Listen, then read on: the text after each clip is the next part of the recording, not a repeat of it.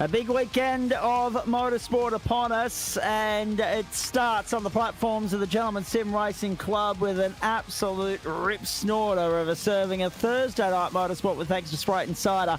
From the Interlargos circuit in Brazil, first up for 40 minutes worth of GT4 running before a sprint round in every sense of the word from the Temple of Speed, Monza, for the Porsche Cup. Good evening, everybody. Zach Caban alongside the two Daniels, Mr. Korea Saar and Bannerfield, for Thursday night motorsport on the platforms of the GSRC across Facebook, Twitch and YouTube, of course.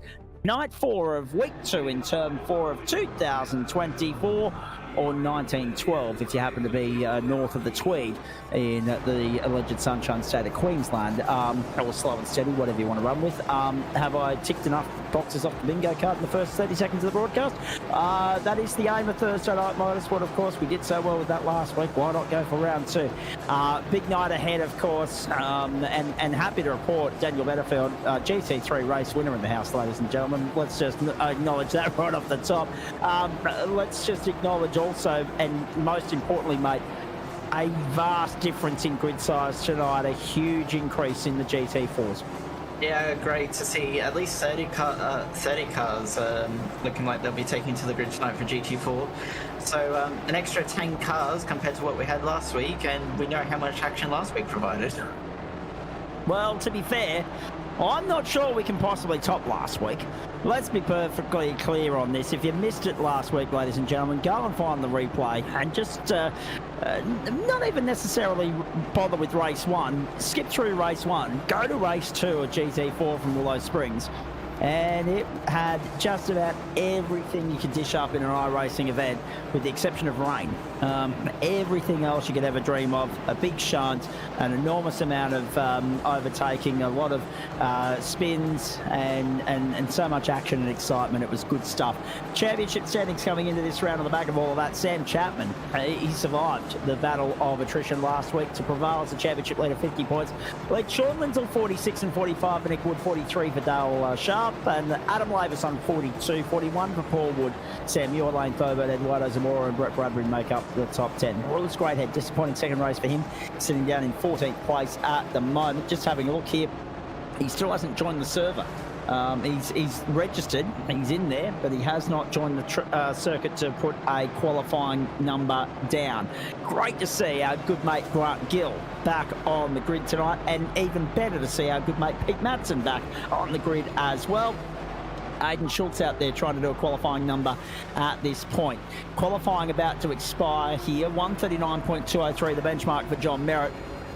A swathe of BMW and Porsches in the top 15, 10 and 5, then the first of the Mercs in 16th at the moment. So German horsepower heavy at the top end of the field here. October 9, 2024 is server time, 10:34 in the morning.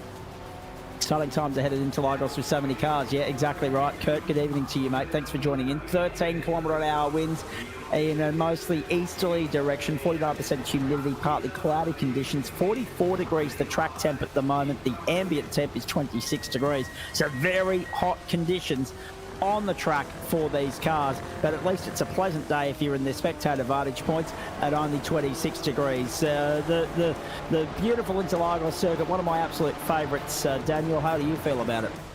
It's a great track, obviously a mainstay for the Brazilian Grand Prix for many years now, but in GT4s it's a bit of an interesting track because you've got two very dynamics. You got this infield which is tight, twisty, but then you need the power up the hill and along the main straight into the Senna S after the start-finish line. Here is Adam Lavis trying to improve on 7th on that note as they come up towards the... Actually, no, he's bailed out of it. Completely bailed out of it. The end of the session, he's here. Clock has expired. Session is run. John Merritt has pole. Jack Atkinson from the United Kingdom, England, in fact, on second. Sam Muir, Dane Snowden, Dale Sharp, Tim Harris, Adam Lavis, and then the second of the Porsches, last week's race winner Sam Chapman, Gary Cousins and Nick Wood to make up the top 10. Good to see so many new names on the grid here. Good to see some returning names as well. Kurt Normanson, of course, has already commented. He's in 22nd on the grid here. Colin Bennett in the McLaren.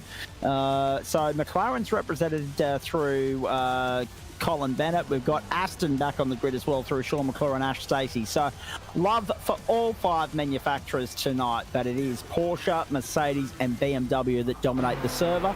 That currently stands at 33, but whether all 33 take to the grid or not remains to be seen. Before we get cars on the grid, who's your tip and why, Daniel? Well, John Merritt, we saw in McLaren last week, has skipped across to the BMW this week, which is interesting. But the top 2 separate by half or 5 thousandths of a second in quali, so that's going to be interesting. Sam Muir is there as well, about a tenth and a half off.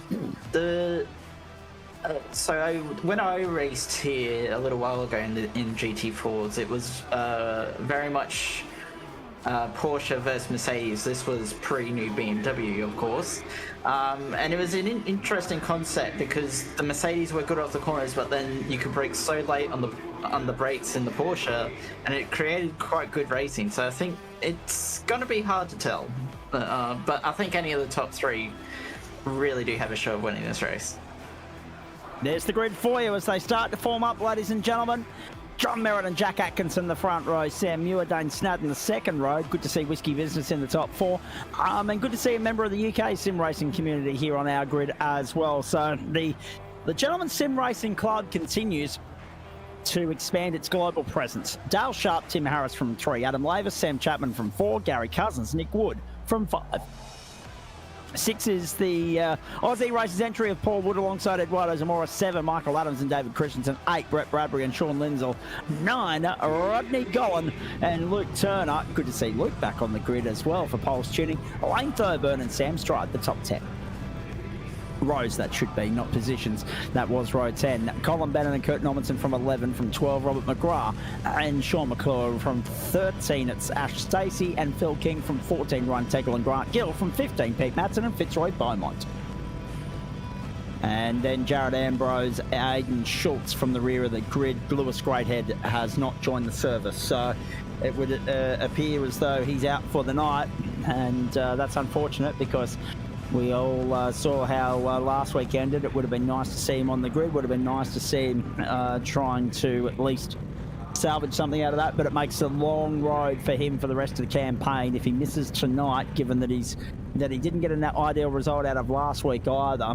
He's not going to have much in the way of drop rounds to fall back on. He's going to have to, when he's in the server, if he's intending to contest the whole championship, Daniel, he's going to have to really get amongst it and try and bag as many consistent results as possible. And in this caliber of field and the high intensity associated with it and the potential for drama, easier said than done.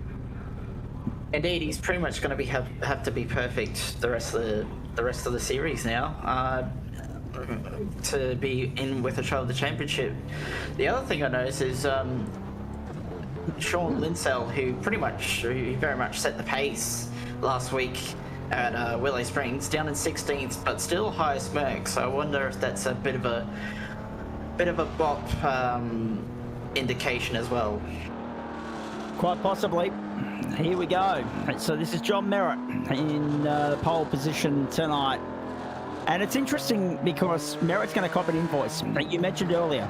In the McLaren first up, and then goes to the BMW. We frown upon and we penalise drivers. But that being said, I feel sorry for John if he does cop an invoice, because that livery looks fantastic. That is a strikingly good yellow, ladies and gentlemen, and a very nice Shell V-Power tribute on the other side in the BMW of Jack Atkinson on position number 2.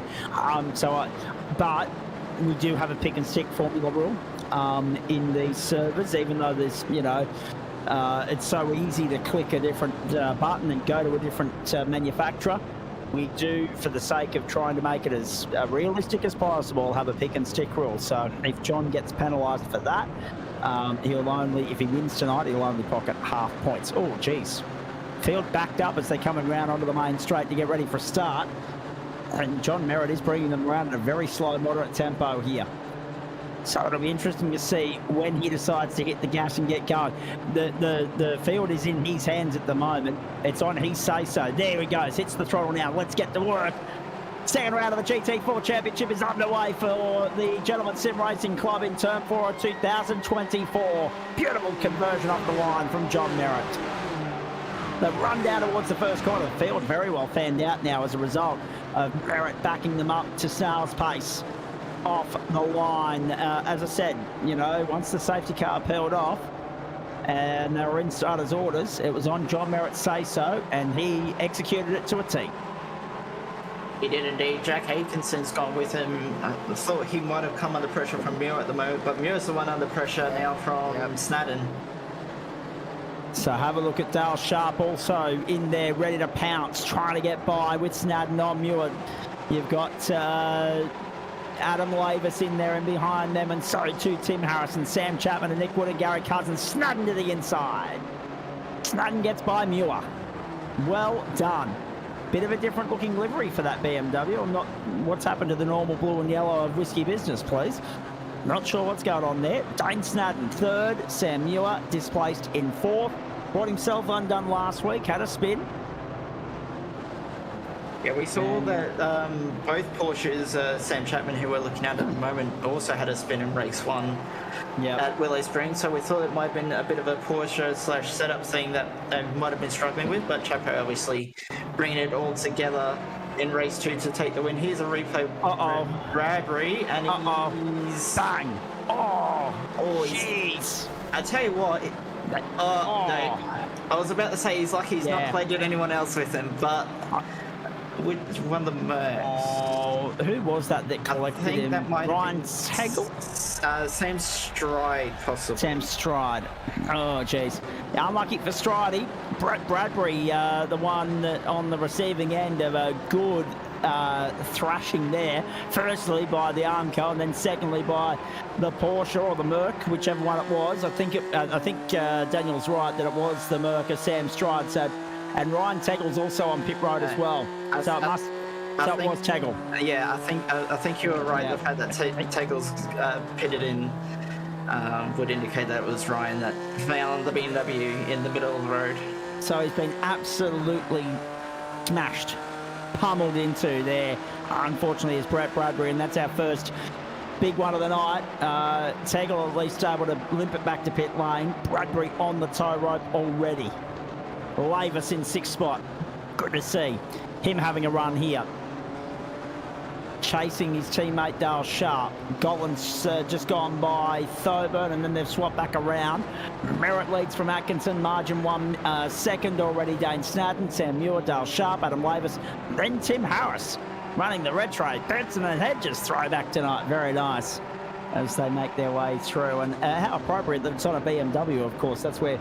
aside from the Sierra, so it was the Sierra first, then it was the Bimmer, then it was the Commodore for Tony Longhurst and Benson and Hedges back in the day.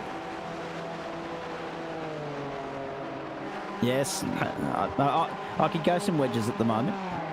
I could definitely, yes. It's only the start of the night as well. That squabbling between Snadden, Muir and Sharp on the first lap has let the top two get away quite considerably. Merritt's pulled the second on Atkins. Atkins 2.3, 2.4 over Snadden now, and pulled out half a second on that lap. And to be fair as well, John Merritt's someone that you don't want to gift a jump start to. Dane Snadden's got through and has pulled clear of Sam Muir. So it's BMW 1, 2, 3, 5, 6, 7 and 9 at the moment. 7 Bimmers, 3 Porsches in the top 10. Sean Lindsell, a good start off the line in the Merc. He's got up 3 spots to 13th. Merritt fastest start of the race, 1:39.319. Remembering we're going Porsche racing from the Temple of Speed, the famed Monza circuit in Italy. As soon as we're done here, that's not Wedge's territory. That's pizza and pasta territory. John Merritt, Jack Atkinson, 1, 2 at the moment. Australia leads England. And rather poignant that we're mentioning different nationalities in our service tonight, because we've got obviously some Kiwis in here as well. Because the Race of Champions is coming down under next March. We're very excited about how that might play out. Some of the world's best in the motorsport scene descending on a core stadium in Sydney early March. I'm already looking at the possibility of trying to get down there for that one. I think it'd be absolutely spectacular. If not, we'll be watching it on the telly. But nevertheless, Eduardo Zamora, they're in 11th at the moment. We ride with him. He's chasing Gary Cousins and Nick Wood. Nick's just skipped a little bit clear at the moment. Cousins has lost the toe. Across the line we go. Merritt leads Atkinson by 1 second. Snadden, then Muir. Muir's got Sharp and Lavis and Harrison Chapman for company. Good to see the presence of both John Merritt and Luke Turner back on this grid tonight. The Pulse tuning entry up 3 spots down into position number 15. Unlucky for Brett Bradbury there, who's just apologising for his turn 3 stuff up. But mate, you can't help the Armco firing you back into the competition. That's well and truly beyond your control. Ash Stacey's just had an off-track moment, so too Pete Madsen. And we watch the 2 Aussie Racer stable entries go to battle for 5th. Here's the replay. So Stacey on the... No, Pete. That's a bit No. So, Pete's got into the side of him. It looked like Pete went really deep into 1, which made him really narrow for 2, and he's just understeered there into the Astone of Ash Stacey, unfortunately. Summed up really well by Daniel Benefeld. We're right on board with Sam Chapman now, and that, I dare say Pete will have a case to answer for later on. Ryan Tegel got back out onto the track 27.18 seconds after he landed. Brett Bradbury, as you saw by the comment there, parked up and done for the night. Unlucky for him. We're down there 4 to 31 for the remainder of this 40-minute race rather here at the Interlargos circuit in Brazil. 1 minute 40 a lap, so that's 6 laps every 10 minutes. So we're on track for 24 laps in this race tonight. So all being fair and equal, and no one pulling any blindsides on us, Daniel Beneville. I feel that's a call out. That's a attack on me then. But pretty interesting at the front. So Merritt has pulled out a second, 9/10 to a second over Atkinson, but the last couple of laps it's stabilised. They're both doing 39.4s the last couple of laps, but they're still pointing away from Dale Snadden in 3rd. You read that well, actually. Very nicely done from you. If you're wondering what we're talking about, folks, go back and listen to the second third of the Monday night GT3 races. My brain's imploding on air trying to do the mathematics because this bloke pulled a Swifty on everybody and did a one-stopper to victory at the Brickyard, and it was a very nicely executed victory at that as well. Adam Lavis sitting there in behind Dale Sharp, Tim Harris in behind him, so nothing's changed in this battle. They're just rolling through the punches at the moment, just getting to that first round of pit stops. Really, to be fair, we're only expecting 1 splash and dash tonight. Nick Wood in 9th, Gary Cousins is 10th. Last week's round winner Sam Chapman in 8th at the moment, unmoved on the start. In fact, speaking of movers, 3 positions gained so far for Sean Lindsay, 4 for Luke Turner, 3 for Colin Bennett, Kurt Nommensen and Robert McGrath. 10 for Jared Ambrose is the pick of the bunch thus far. 21st up 10 spots, but I dare say that I'm pretty sure there's also a rule in place with regards to those that join the server and don't qualify. Makes them ineligible for the bonus point. I'm pretty sure that's the case. This guy here on screen can verify that. It's Adam Lavis having a lunge on Dale Sharp and then opting out of it, thinking again, and following Sharpie through once more. That'll be a fuel strat saving method or tactic on his part as they pull out of the draft and go down side by side on the run out of 3. Oh, actually, Lavis has decided, you know what, I'm not going to wait anymore. I'm going to pull the trigger now. Down the inside goes Adam Lavis. Beautifully executed manoeuvre there to 5th. Sharpie back to 6th. Harris up on the inside. Sharp's going to lose 2 for the price of 1 here potentially. Hung out to dry. That's 2. Could be 3 with Chapman up on the outside. Chapman's out of room. Surely not. Round the outside. That often doesn't work. It usually ends in tears. Chapo still hanging it tough. Still trying. Right up there on the outside of Sharpie. He'll get across and cover him off. So that all started because when Lavis went down the inside of Sharpie, he's actually overshot the corner slightly, and Sharpie's been caught up behind him and got a horrible run out of 4. As a result, it's let Harris through and gave Chapo a sniff as well, and trying to go there around the outside through 6 and 7 is quite ambitious, if I do say so myself. Once it gets underway, folks, live score updates tonight for you from the Socceroos up against China. World Cup qualifiers, and a vitally important one at that for the Socceroos tonight, with Tony Popovic as the coach. So that's coming up in just a few moments. That's getting underway on Network 10 right around the country, unless you're in WA where it's on 10 bold. And pretty poor form actually from Network 10 earlier today. I got up them for the rent because they decided that it'd be a good idea to not show the pre-game show into the not so progressive and civilised parts of the country. I mean, you've got 10 bold there to utilise for a reason, Network 10. Please, bear me. 6:30 would have been a good starting time for Queensland, but then again, Queensland would have been better off observing daylight saving. I mean, you can't win, can you? Lane Thoburn sitting there in 17th, chasing David Christensen 16th, Michael Adams 15th, and they're all on the tail of Luke Turner, doesn't the Echuca. Toyota look good. That livery looks very good on a Porsche. Gotta love having other branding on other manufacturers. It's fantastic. Speaking of Toyotas, shout out to a friend of the club, Toyota 86 defending champion Ryan Casher, better known these days for his exploits in TCR. One of 3 guest drivers in the field this weekend down in the realms of Bathurst, New South Wales. West of the Blue Mountains, west of Lithgow, east of Orange. Last time he was in a Toyota 86 was when he won the championship in those cars at that same venue last year. So good luck to Ryan and everybody else down there this weekend. In the meantime, back to Luke Turner. 14th at the moment. Daniel.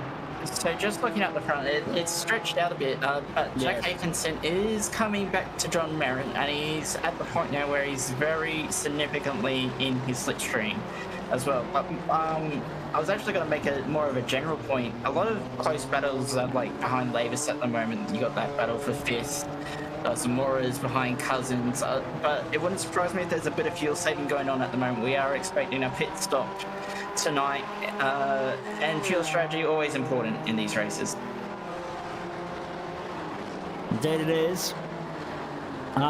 Just to remember too, folks, from Monday night I'll be on assignment down in the Hunter Valley, so I'll be broadcasting Monday and Thursday nights for the next 3 weeks from Sestock in the beautiful New South Wales. Hunter Valley cannot get to progressive civilization soon enough. Yes, if you're down in the Hunter Valley area, want to catch up over the next 3 weeks, sing out because I'm around. So, and I'm looking forward to it as well. Australian Postie Bike Grand Prix, the Amy Shark concert in Sydney, 4-stroke karting, of course, Jared Knight's caper up in Newcastle. A lot to be excited about over the next 3 weeks. In the meantime, here's Jack Atkinson chasing Johnny Merritt right now, and that BMW. So, really, to be fair, we've seen these Shell V-Power liveries pop up on BMWs in the past. We've seen them pop up on Ford Mustangs.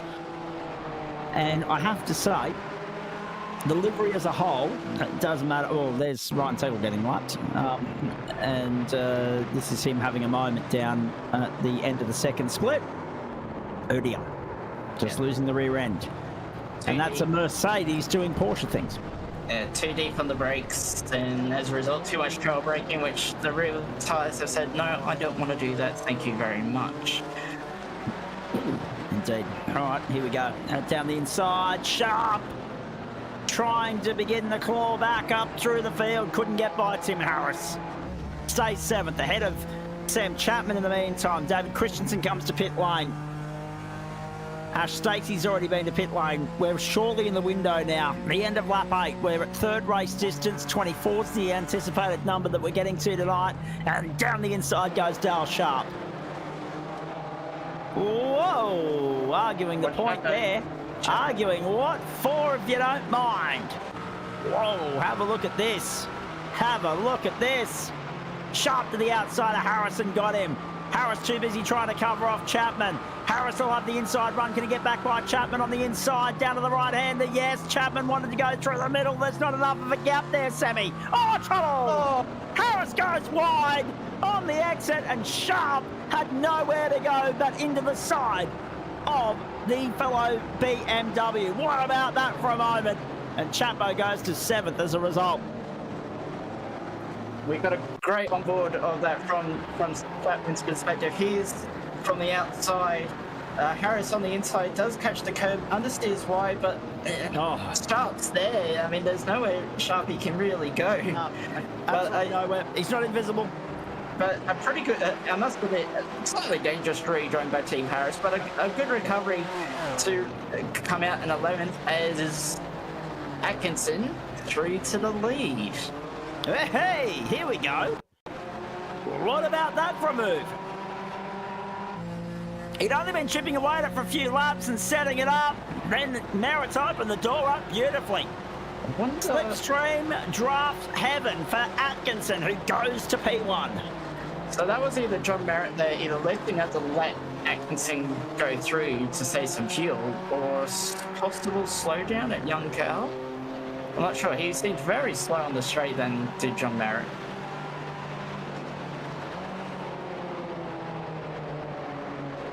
Pretty interesting for mine.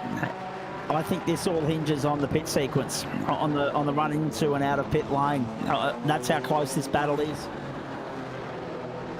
Which is why it wouldn't surprise me if Merritt wanted to drop behind and save a bit more fuel compared to Atkinson.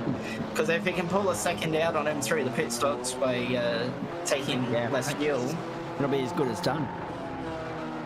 Because Whoa! Here we go. The joys of having a member of the server on the other side of the world. Blinky Bill, if ever I've seen it, from Jack Atkinson. What does Merritt do this time, Bob? We're in the fuel window. It's lap 10. They keep going again. So 10 gone at the 16-minute mark, 16 and 40-second mark of the race, 14 to go. So you can see, like, compared to the replay last lap, whereas we saw Atkinson really just pull up onto the back of John Merritt and just drive past him. John not having that same effect this lap around. So John definitely lifting for either a strategic standpoint or slowdown standpoint there. And with no disrespect to Dane Snadden in behind, the least of their worries is Snadden at the moment. He's 4 seconds down the road. This is a battle in two for the line honours here, both effectively and outright. I mean, depends on where everybody else zigs and zags with regards to their pit number. But these two, it's hard to see anyone topping them at the moment, unless they right royally cock it up on pit lane. Atkinson, Merritt, or unless they do what we saw Lewis Greathead and Sean Lindsell do to one another last week. Holy smokes, that was a big moment. I would hope that we don't have a repeat of that moment from last week.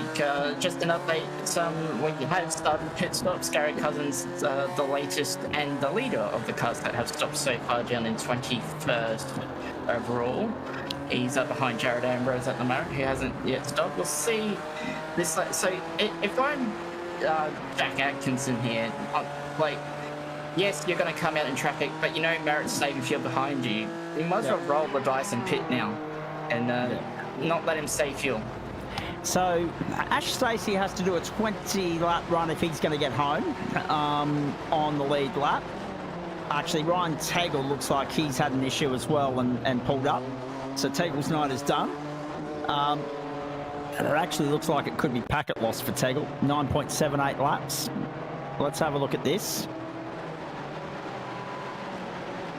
So Tegel's race has been run. Oh, jeez, that's a hairy moment. Doesn't explain why he hasn't got back to pit lane, though. 9.78 laps is what he's showing at and not moving. So Tegel's done. Here is John Merritt all over the back of Atkinson as pit lane becomes a hub of activity. Wood, Adams, McGrath all stopping this lap, so too Fitzroy, Beaumont, and that's the point that I wanted to make. So Nick Wood now the effective leader of those that have stopped. Top 14 yet to stop. Sean McClure, Phil King and Jared Ambrose and Sam Stride and Grant Gill also added into that. So too Aiden Schultz and Kurt Nommensen. Everybody else has stopped. Ash Stacey stopped on lap 4. Whether he can get it home on a 20-lap run remains to be seen. Everybody else should be okay, considering that we started seeing regular pit stops from the end of lap 8. What I'm noticing as well that Gary Cousins wasn't too far from Nick Wood before the starts, but 3.5 seconds longer in the box for Gary Cousins. So I wonder if that's a fuel take, or if he's just miscalculated how many laps the race is going to go. Yeah, well, that's a fair point too. That is a very fair point.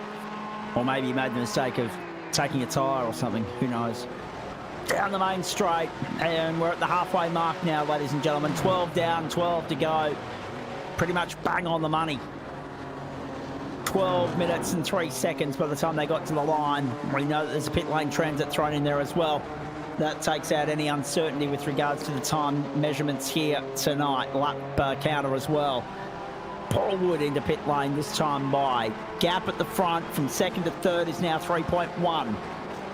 From first to third, Atkinson to Snadden. Then Sam Muir trying to stay in his wheel trucks at the moment. Adam Lavis has got to fit. Sam Chapman to Sixdale Sharp, and Tim Harris have fallen to 7th and 8th, and they're under pressure from Eduardo Zamora. Sean Lindsell makes up the top 10. He's well ahead of Lane Thoburn. Rodney Gollan's got Nick Wood all over him like a cheap suit. Colin Bennett and Sean McClure make up the top 15, and McClure's up 9 spots, but we know not to read too much into the gains and losses thus far, because we won't get a true indication of where that's all at until after the field is cleansed. Here we go, riding on board with John Merritt, and again, it looks as though it was a brilliant observation from Daniel Benefield, bang on the money with regards to how Merritt's playing this game at the moment. Happy to tuck in and follow. I've done the heavy lifting for a little while, now it's your turn, Jack. So Merritt now tucks in and saves, you know, maybe 50, maybe 100 mil a lap. Maybe it's all the difference between a short drop and a long drop at the pit lane when they decide to transit it. Bit of a slide coming out of Young Cow there for Atkinson, but we've seen some blinky bit action from Jack Atkinson, but you're perfectly fine with that if you're John Merritt in this position at the moment. You're just sitting behind him, letting him do all the work. I'll tell you what though, Dane Snadden is closing in on these guys, as is Sam Muir. Last lap around, 40.2 for Atkinson, 40.1 for Merritt, 39.6 for Jane Snadden, 39.7 for Muir. So I wonder if Atkinson's also playing the game and still saving fuel, which is backing both of them up into Snadden and Muir.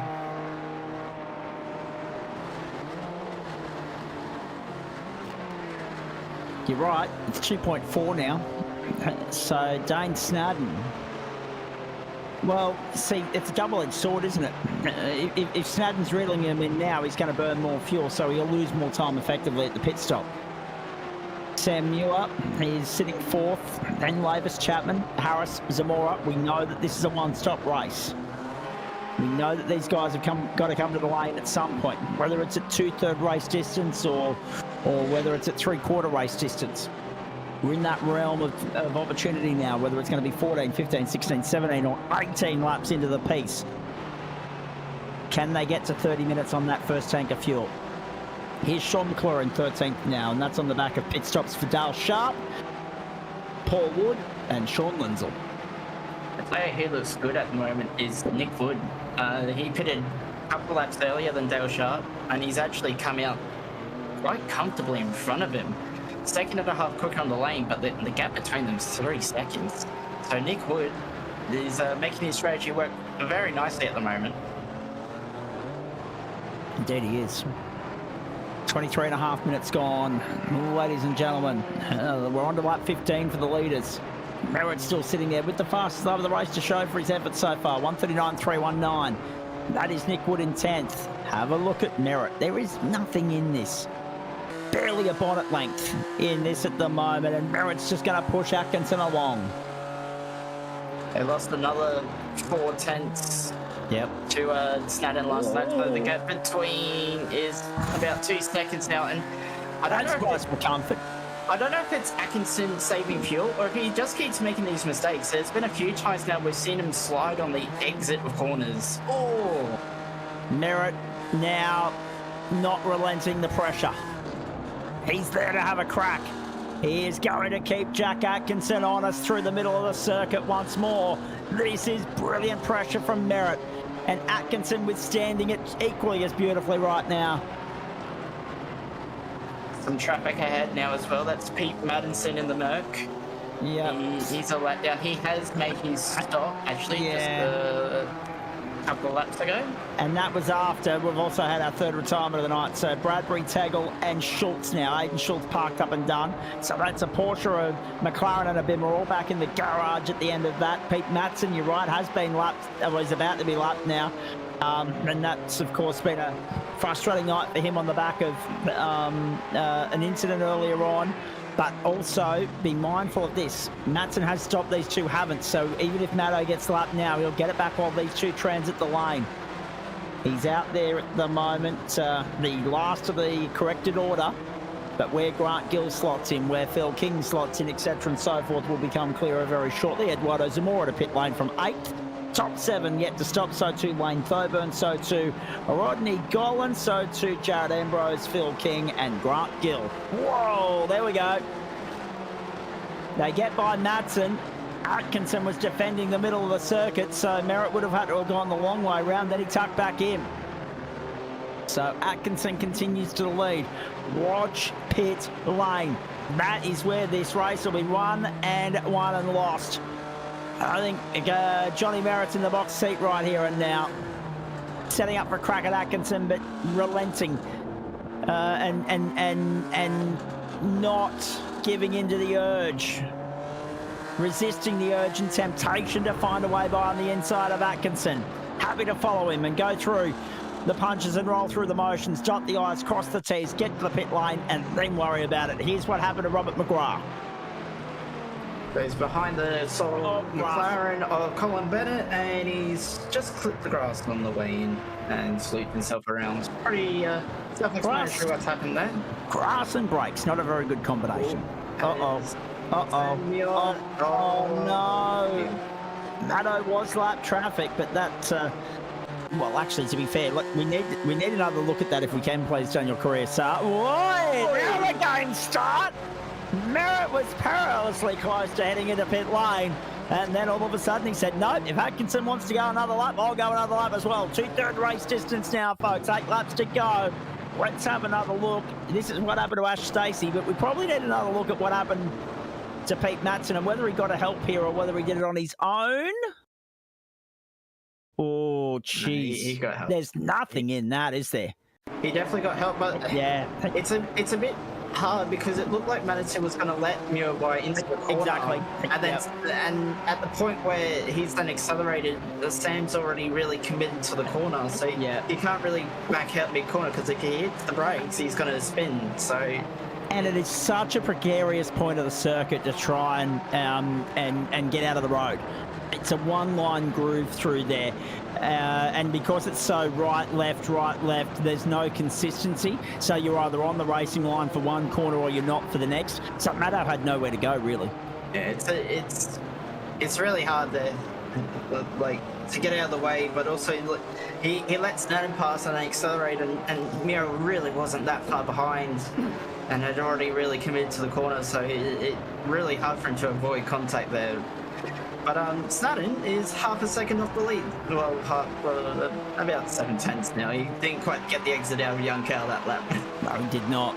Right, is this the critical number? Lap 17 of 24. Merritt and Atkinson down the main straight.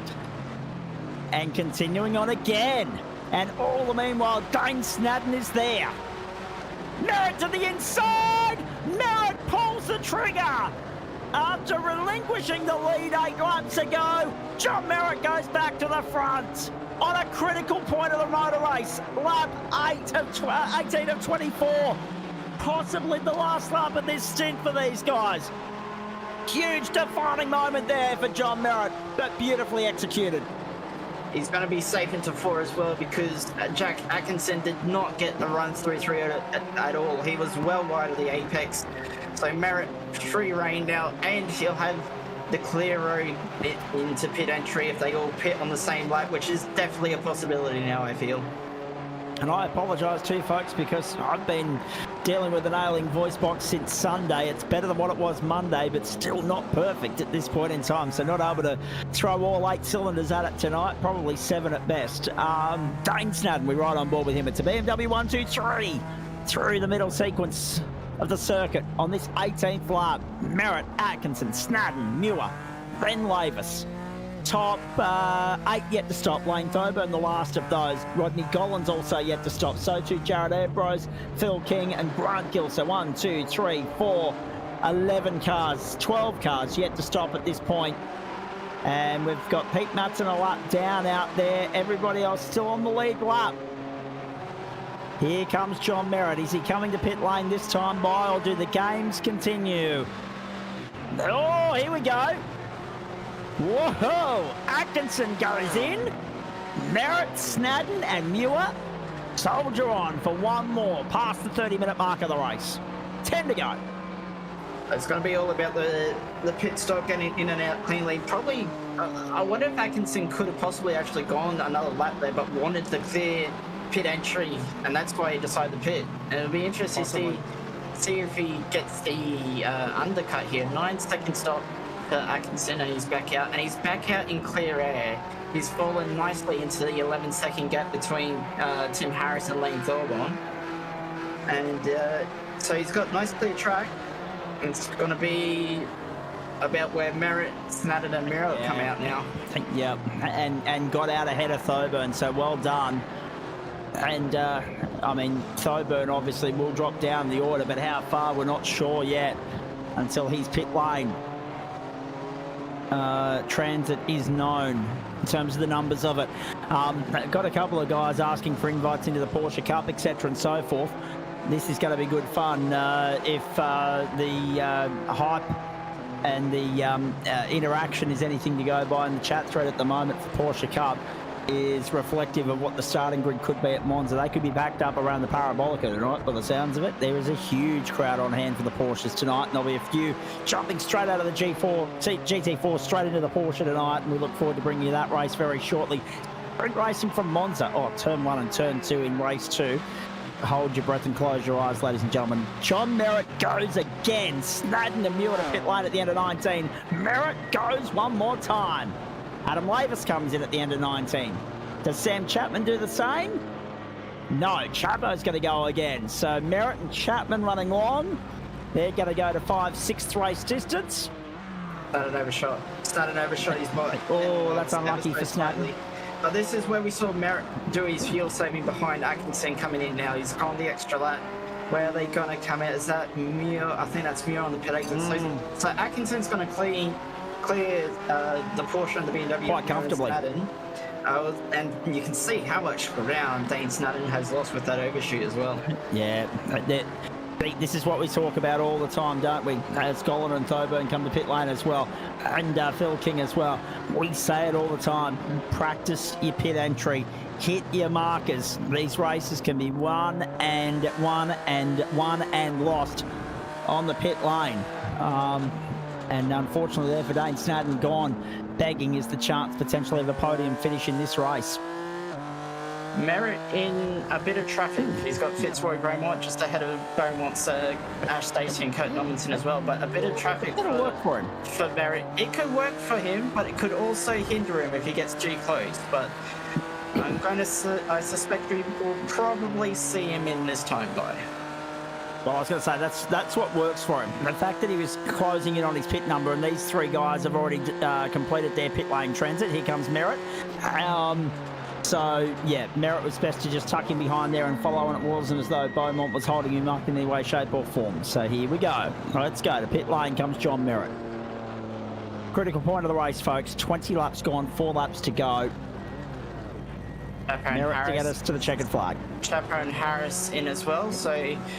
That'll cleanse the field. Except for Jared Ambrose down 14th, but I'd say he will be in this lap as well. So Merritt half a second quicker in the box. He's going to be... Oh, this is going to be really close, Zach. I think Merritt's just going to have him because you can just carry enough momentum on the inside of 3 on the pit exit, but it's going to be close. He can carry just enough speed coming out of the pit lane as well. Atkinson's got a little bit of work to do. Merritt comes out with 6/10 to the good. But this race is now on in earnest because now that they've got through to the end of the pit lane transit, the pit lane window, these guys can have at it and throw caution to the wind. Win it or bin it for John Merritt and Jack Atkinson.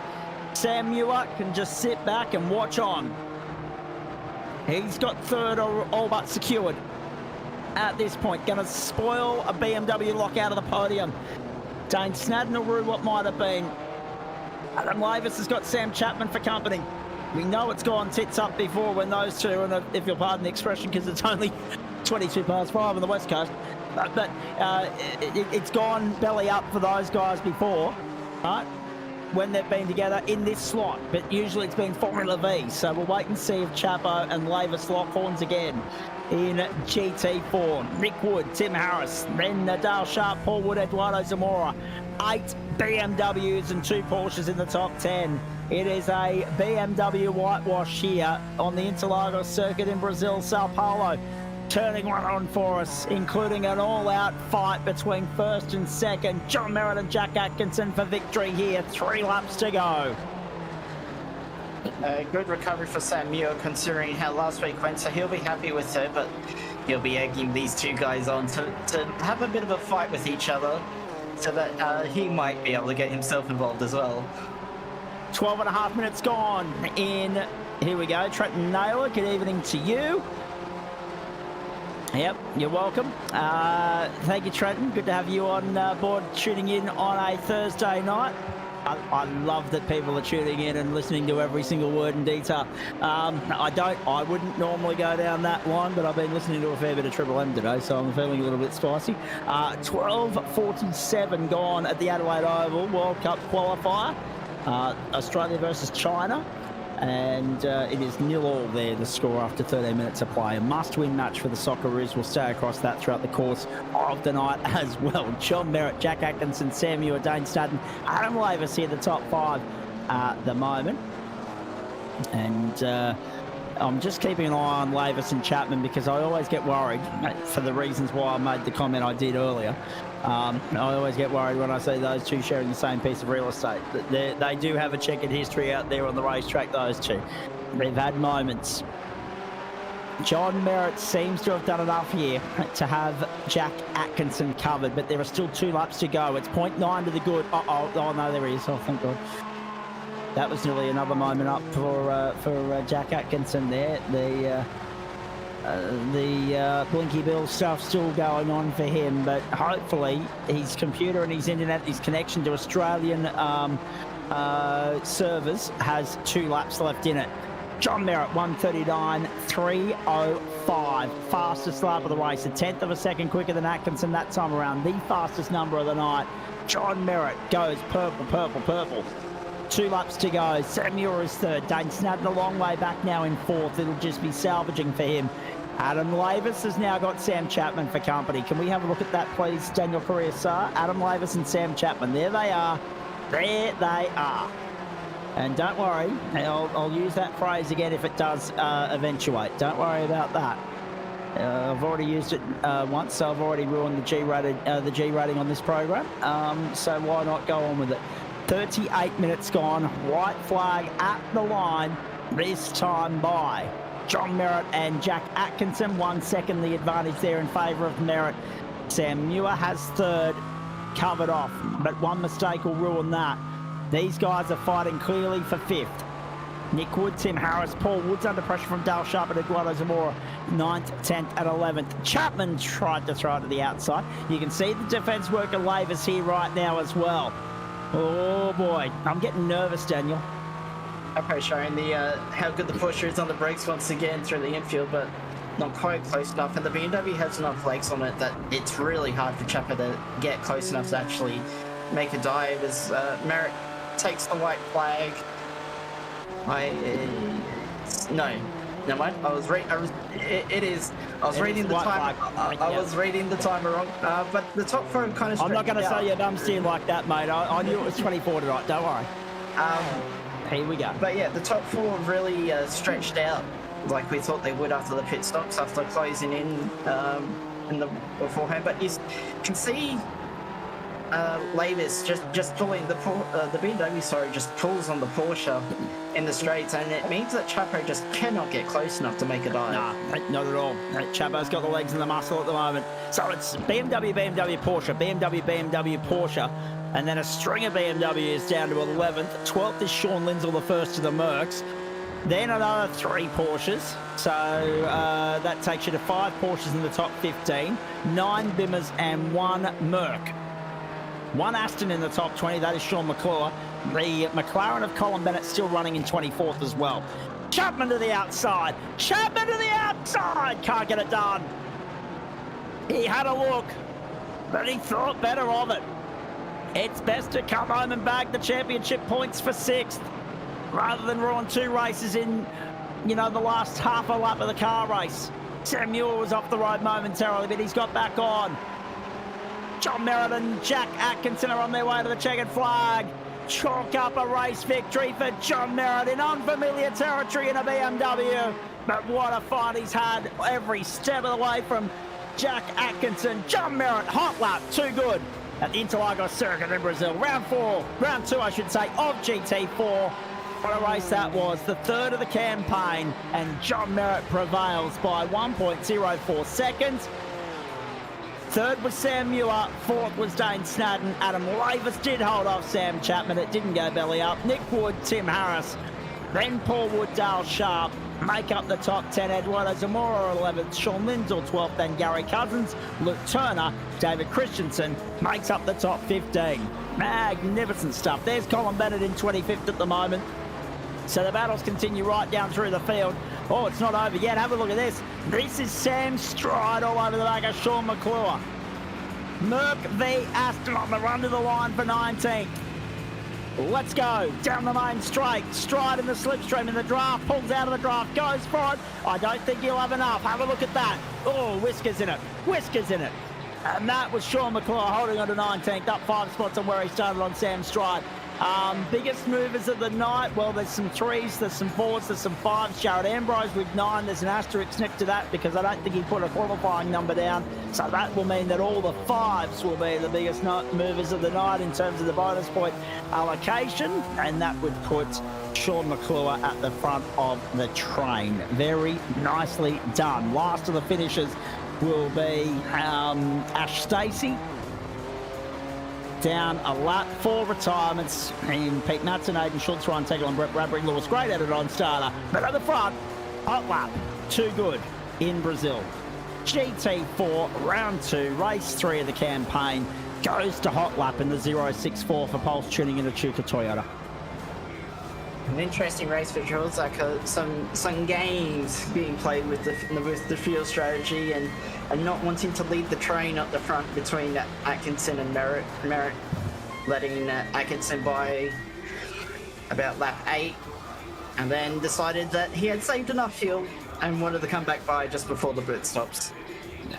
But you know what it's like as well, Daniel, because you were in a race in a very similar situation on Monday night. You were trying to save some fuel to get the one-stopper done at Indy, and you very successfully did. But sometimes you've got to play the game, don't you? You need to keep your wits about you. It's all about racecraft and gamesmanship, and John Merritt executed that perfectly, I thought. Agreed. Getting the extra lap, making 20 laps in a 20 what is really a 24-lap race. So he only had to put 4 laps of fuel in at the start, which, I mean, it wasn't too different. It was only 0.4 different in the starts between Atkinson and Merritt. So it was all those 2 extra laps overcut, being wider than Atkinson, that gave him the margin that he required. 20 minutes gone at the Adelaide Oval. China have drawn first blood. There's some breaking news for you. 1-0 on the Socceroos.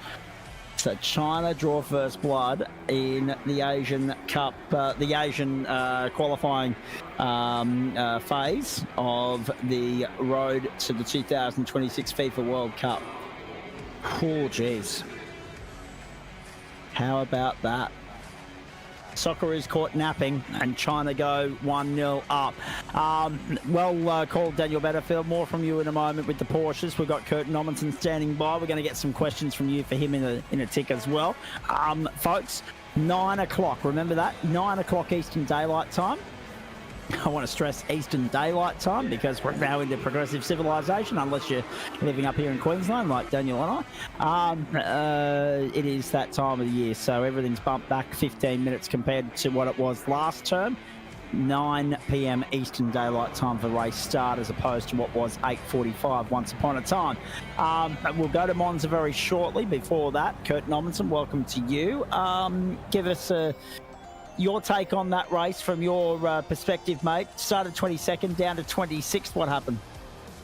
Just got a little bit loose coming out of turn 2 and spun, so I'm not too happy with 26 after that. Kept it out of the fence, so, you know, could have been worse. Could have been a lot worse.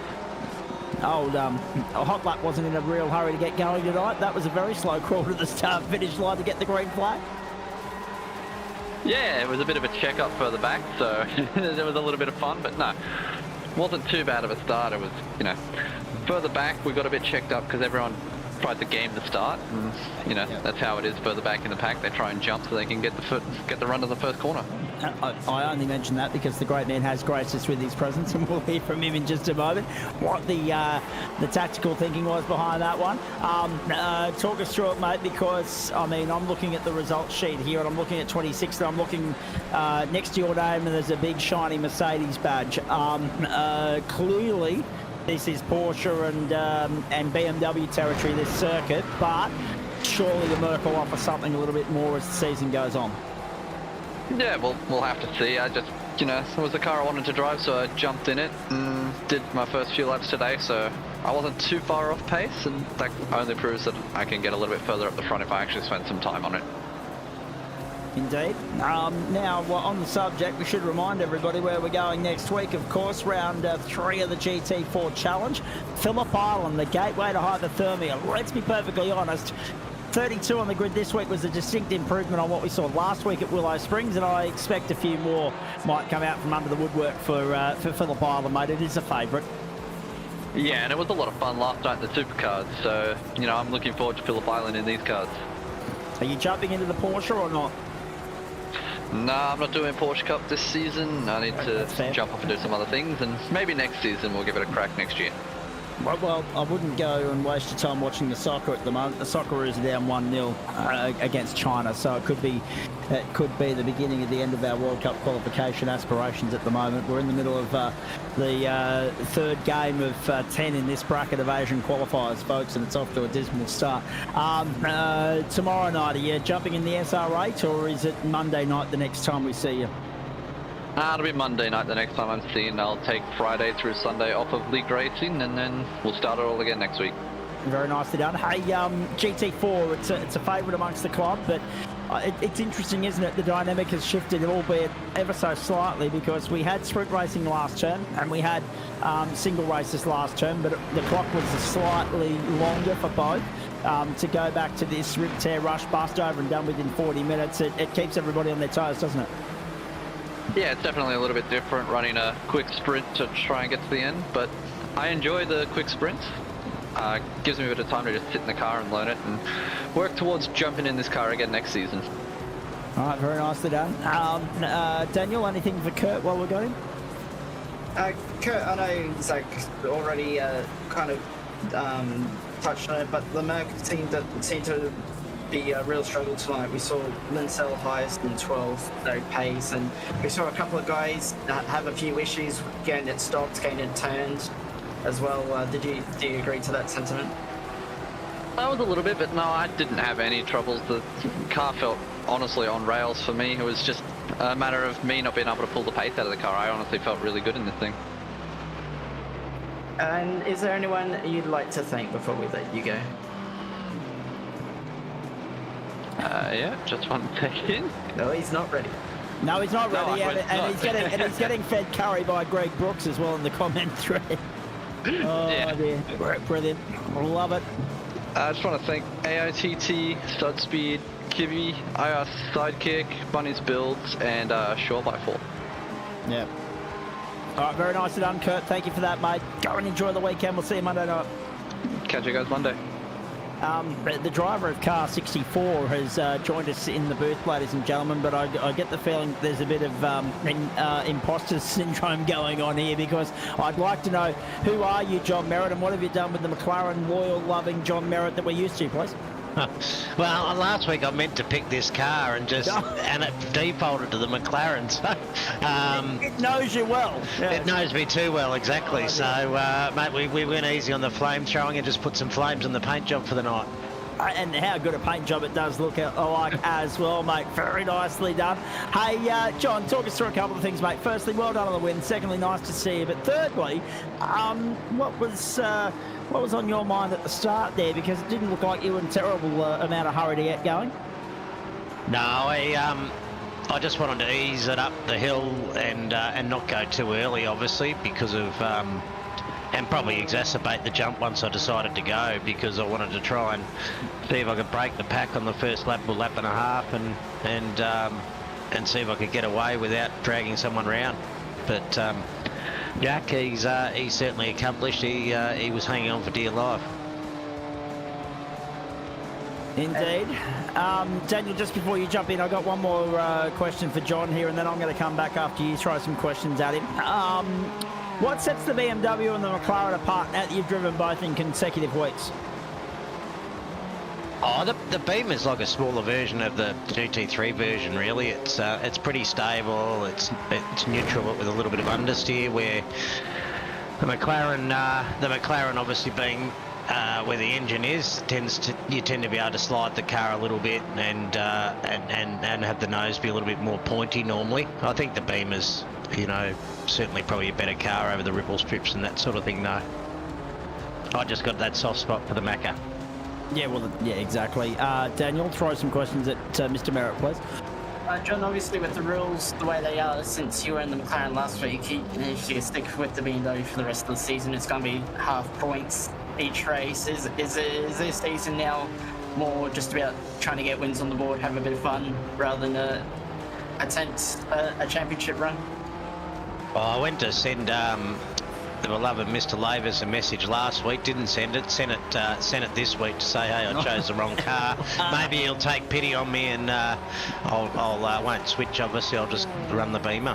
But maybe he'll give you the half points for last week instead. Yeah, which is fine. Or either way, that's assuming Daniel. Obviously, I can make all the rounds, which I'm not sure I can. So that's true. We know that work has been your Achilles heel in terms of mixing life with leisure. We haven't seen you as much as anywhere near as much as we'd like to, John. But in saying that, mate, Jack Atkinson gave you a very good run for your money. Yeah, I had a good race with him the other night in something else, and mate, he's good to race. A little bit of you just got to watch the net code, obviously, with where he's racing from, but. He wasn't putting a foot wrong, that's for sure. So I thought I'd better return serve and save a bit of fuel halfway through that first stint. About halfway through that first stint, we saw you slow up the hill, and on the main straight I'm guessing that was a lift to let Jack by, and it wasn't because of a slowdown?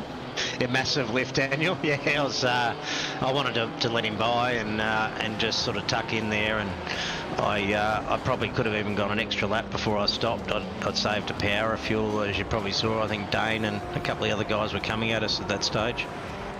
Yeah, well, after you let him by, was he still saving? Because we saw Sam and Dane behind coming at you guys at about half a second a lap. So was he also trying to play the game by saving while still being in front? Yeah, he was. I'm sure he was. Yeah, he was. It wasn't big lifts, but I think he was probably running a little bit less throttle in spots and trying to be easy on the tyres. Most importantly, probably to give himself something to fight once we did the short fill. And you say that you probably could have gone another lap. Was the call to not go the extra lap again because of the traffic you had in front of you, like Pittsburgh, Fremont and all that? Yeah, exactly. I even thought a lap earlier I might jump in, but I think we'll time it okay, and I sort of managed to get that lap, but wasn't prepared to risk the next one. No offence to anyone, just didn't want to lose the time. No, that's fair. You got to do what's right for you in your strategy game, mate, without compromising it. And you came out with relatively the same buffer that you had going into the lane, so nothing lost, nothing gained. And then I know Jack threw everything at you in those last couple of laps, but you must have been able to find an extra tenth or two, got the fastest lap of the race and hung on nicely. Yeah, I actually overfilled ultra conservative, so I ended up with just about basically an extra lap in the tank. So, and when he sort of had that draft, I thought, I wonder how this will work out, and it was a good little battle for a couple of laps there. Indeed. Very nicely done. Hey, are you going to jump in and have a crack in the Porker just for the sake of it, or not? Can't tonight, mate. Wish I could, wish the boys a good race. Where are they running? The old Temple of Speed, Monza. Oh, beautiful. Now that would be fun. Yeah. Which, unfortunately, we can't tempt him with a good time, ladies and gentlemen. But whilst we've got you, mates, hopefully see you back on track next week. These guys are at Phillip Island. Yeah, I'll be doing whatever I can to make it, and probably have a run in the Radical tomorrow night as well. How are you finding, because obviously there's so many cars to choose from at the moment, John. We've got the old traditional favourites, GT3, GT4. Great to have the Radicals back. No room for Formula V in the schedule. I'm missing them dearly. I know you would be as well. Yeah, they're I think they're the all-time favourite just for the racing and the pack racing, but just the racecraft factor. Yeah, certainly miss them. But had a run in the Skippies the other night. They're super fun as well, and the Radical, sadly, I think iRacing's done something with the setup. It's changed the dynamic of that thing to be more like a BMW. It doesn't like to turn on the throttle anymore. Oh dear, I love it. It's interesting too. I mean, obviously, we've got 2 Downforce Legend Championships at the moment. We've got the LMP2 Challenge, and then, of course, we've got the Radical SR8. So we're in a Downforce window at the moment on the platforms of the GSRC, and loving it. Hey, John, well done, mate. That was a magnificent performance from you. Good luck with what's coming up this weekend. I know the Radicals tomorrow night, and then, of course, we look forward to seeing you on Thursday. Nah, definitely. Pleasure. Thanks. Good to catch up, Zach. Thanks, Daniel. As always, there he is, the one and the only John Merritt. Terrific to catch up with him. Race victory in the can, locked, loaded, signed, sealed and delivered on the back of a marvellous performance here in round 2 of the GT4 Challenge, the 3rd race of the campaign, and this is night 4 of week 2 of turn 4 on the platforms of the Gentleman Sim Racing. I'll have Adam Lavis and punch those numbers for us a little bit later on, and we'll let you know what it means with regard to the championship. I haven't looked on Monza yet. We're very, very excited to get going very, very shortly. The Porsche, and you better be able to get able to talk about that Motorsport racing tonight, folks. So it is going to be hectic from the outset, from first until last.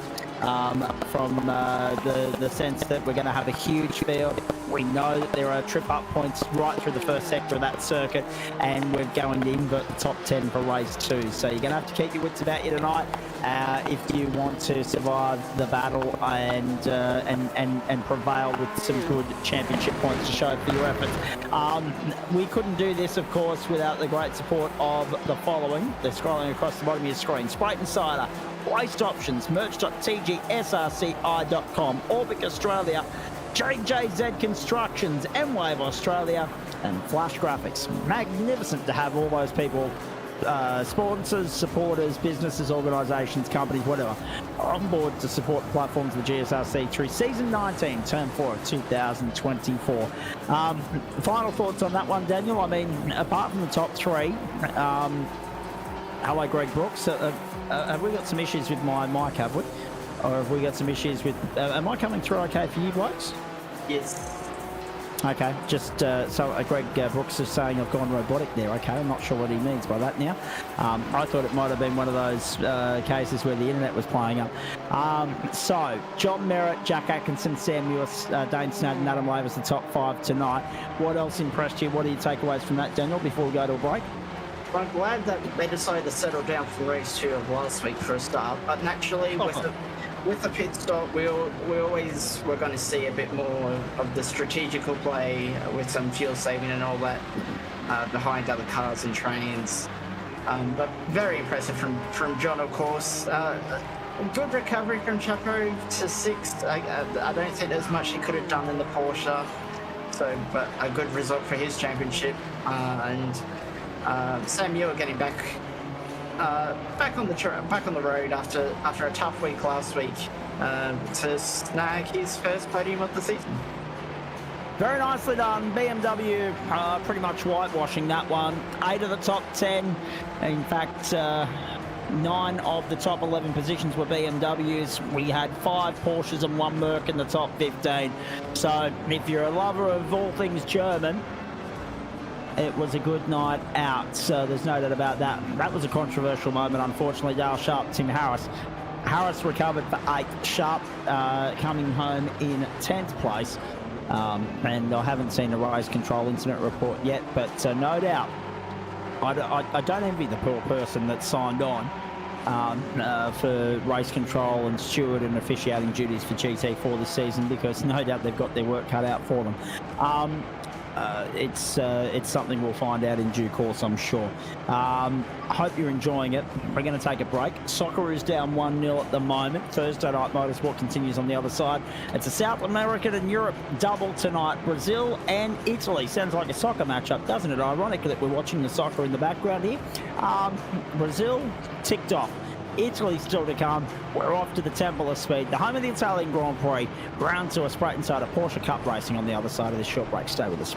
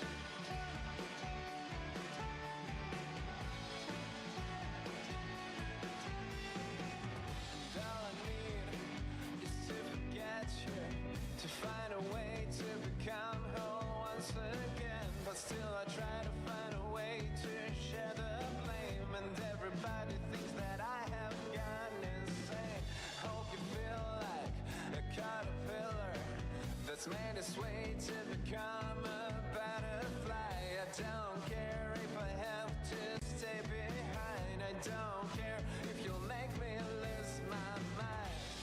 Brave and what for? I was born to be alone.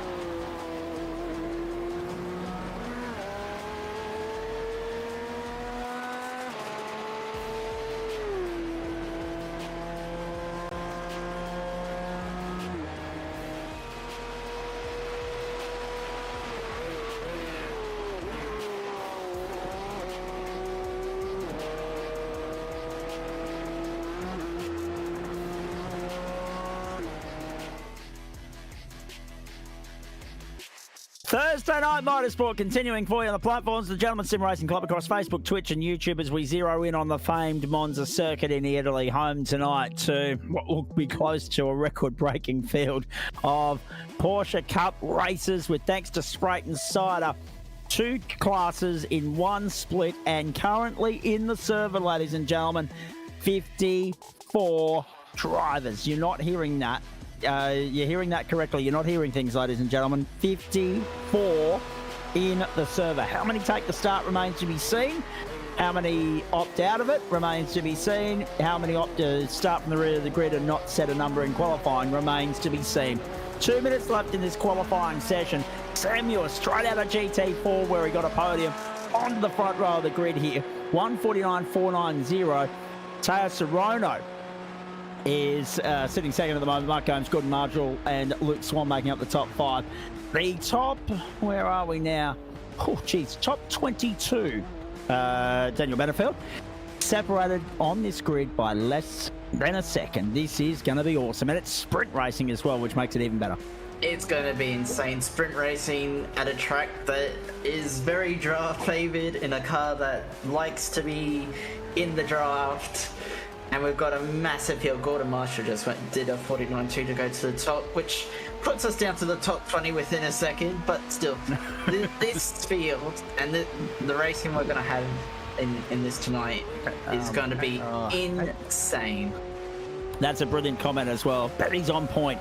Spare a thought for Semi Stride, who is in race control tonight. Stridey is ruthless at the best of times. We know that he holds no prisoners, no holds barred.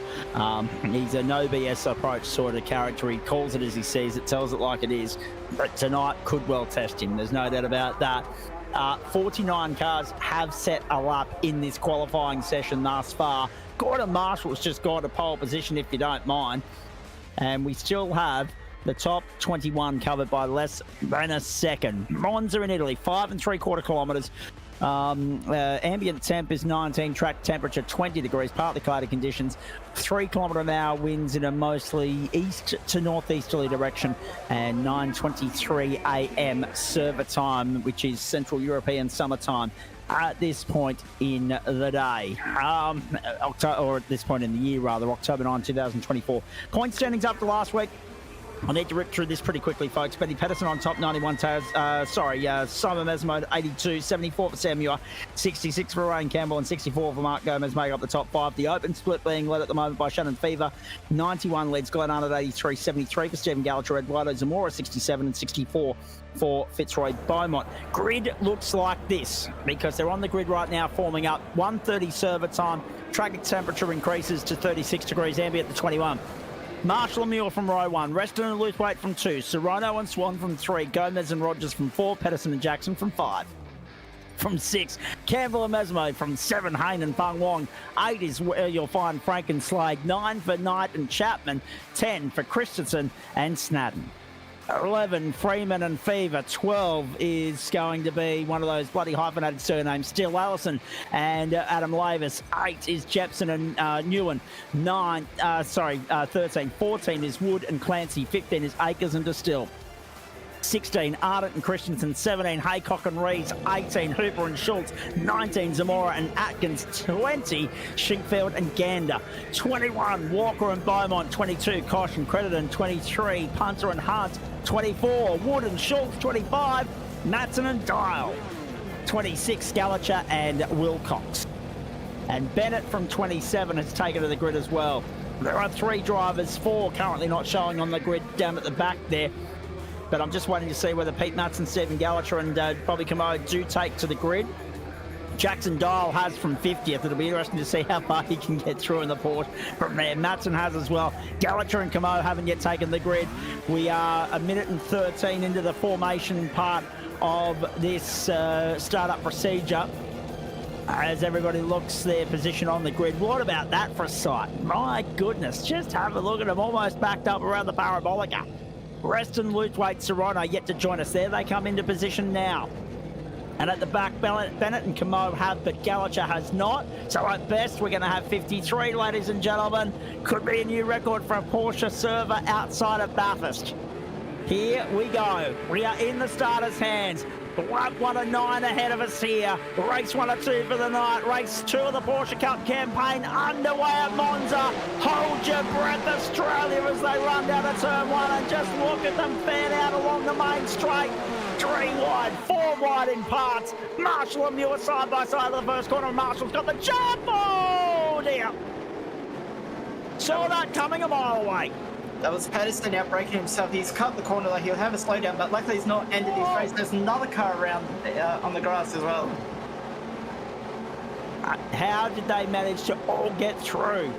Lachlan, Frank, Stephen Gallacher, the only 2 not starting in that. That is 52 cars getting off the line, ladies and gentlemen. Extraordinary scenes here. And now look at Aidan Luthwaite forcing issue with Liam Reston. Couldn't get through and get the job done. So Marshall, Muir, Pedersen into third place now, having relinquished on the inside. +6 for him at the moment. Does he still have some time to serve on the run down towards the Tamburello? With regards to the slowdown after the off-track alert at turn 1, cutting the chicane. They've done pretty damn well. There's the comment from Lee McClellan. I'll second that.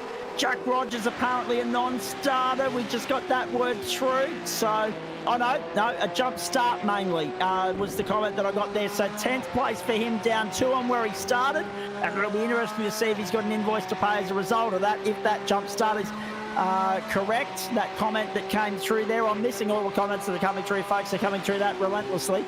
Teo Serrano all over the back of Aiden Luthwaite to the end of the back straight. Here's the parabolica. The end of the opening lap. It's a 9-lapper, ladies and gentlemen. Invert top 10 for the second race. Gordon Marshall leads Sam Muir back across the start strike once more. Ben Pedersen will not be allowed to keep third place. There's no way. He was in 8th position when he left the road, and yes, he got a slowdown. Yes, he served it, but he will not be allowed to keep third place. Surely, as here comes Serrano on Luthwaite. Well, it's an impressive effort. If he does get away with it, whoa! Up and a bump and nose to tail, bump and grind. So that was all concertina effect from Serrano getting a little hug out to dry from Luthwaite, and Luke Swan just not expecting to so much, and it's carried through to Gomes and Jackson as well in 9th.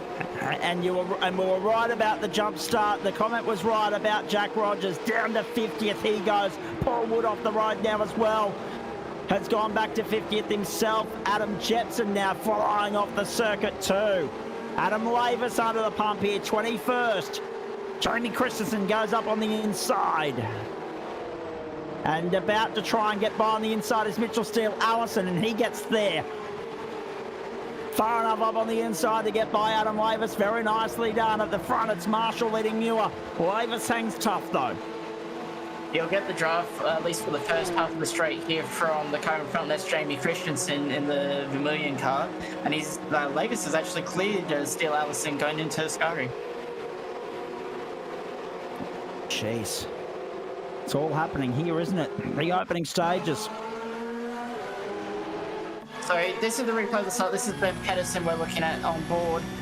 He's gone very deep on the brakes, and he's avoided Luthwaite by going to the inside. He would have definitely got to slow down for that, but he's gained so much being the opening lap as well, and the concertina effect, that he's served the slowdown and actually rejoined in 3rd place in between Sam Muir and Liam Reston. Remarkably clean, really. The only one on pit lane is Adam Jepson at the moment. Out of 52 starters, where he's still got 51 on the track. Extraordinary stuff. Now, Sam Muir to the outside of Benny Pedersen. This is for second in the car race. Pedersen has the run on the inside. Muir tucks back in. Reston the fastest lap of the race, 1:49.367. Luthwaite in there as well on Serrano. At what point do these blokes get the elbows out? We'll find out. Surely they've got to get them out at some point. Whoa, Pedersen throws it into the gravel. And Reston and Muir will view that as karma. We might have to see a replay, but it looked like he took too much. Why did Reston must have got a slowdown? Yeah. Through the safe chicane, because he's actually stayed behind Pedersen, and Luthwaite is all over the back of him now. And that is right. That is the new strap play at Monza. Just cut the first corner, cop the slowdown, and then gain 6 spots for the benefit. Yeah. Pedersen. Oh, yeah. Pedersen just outbraked himself into the left-hander, which set him up from an awkward line through the right-hander, and he just bounced himself wide over the curb. Strange tactical play from Reston there, not to try and capitalise on that. I think he would have got a slow down over the Possibly. curb, and that's why. All right. Look at the train. Isn't it beautiful? Our timing screen is just lighting up orange and yellow, ladies and gentlemen. These are the nights you like to be in the booth. There's no doubt about that. Preston, the fastest lap of the race, 1:49.367. Gordon Marshall's got clear sailing at the front. Muir's under pressure from Pedersen and Reston. Now down the main straight, we ride on board with Aiden Luthwaite for Whiskey Business. To the inside he'll go. Luthwaite looking for 4th on the inside of Liam Reston to the end of the main straight. Thank you very much for coming. Oh, he's thrown it wide. That'll cost him now too. Lukewaite's in trouble on the exit. He'll drop a spot instead of gaining a spot. Swan and Gomez side by side arguing over the same bits of real estate. Lap 4 of 9, ladies and gentlemen. This is on in earnest here. So these guys are going to have the run on Luthwaite now because he's just had to slow down coming into Della Roggia. Indeed. And now Lukewaite's, well, yeah, basically in damage control, isn't he? Just trying to hold on to 6th and salvage it. That was Ryan Campbell. That was very well done by Rain to save that, actually, because that, for 1 second, looked like he was heading straight to Armco. This is awesome to watch.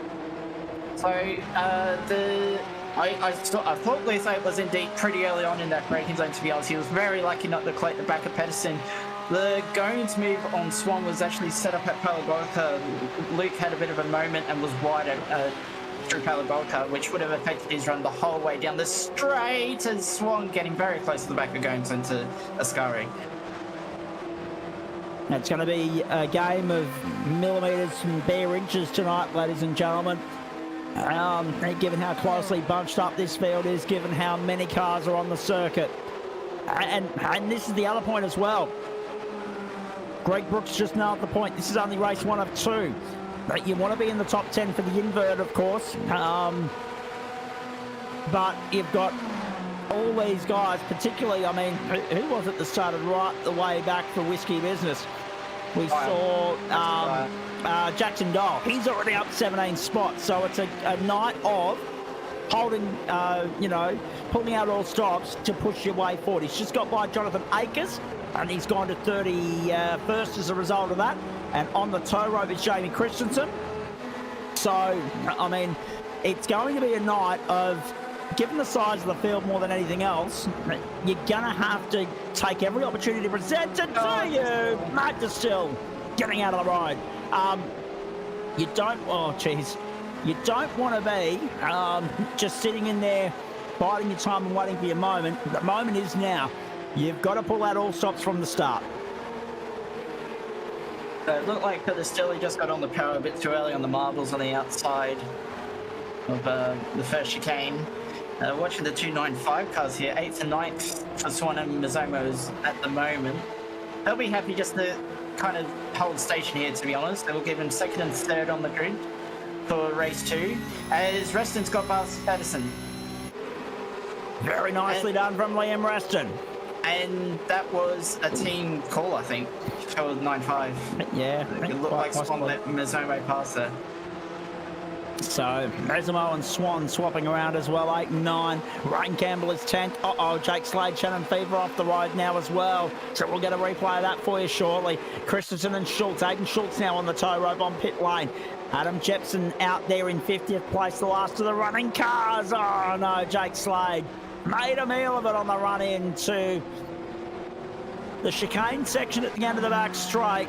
That's unlucky for him as they make their way down the main straight once more. Reston the fastest lap of the race, 149.280. Pedersen in behind him for company. Sorono in this fight as well, chasing Muir, who's reeled in Gordon Marshall. 0.9 the advantage in favour of Marshall at the moment. He's only got to try and hold on for another 4 laps. Swan to 6th. Now, that's how he's done it. He's rolled it wide at the end of the main straight. That's going to cost him a huge chunk of time and the position of Ryan Campbell as well. Swan now desperately needs to hold off Jono Freeman, because that is the make or break part of this top 10 here.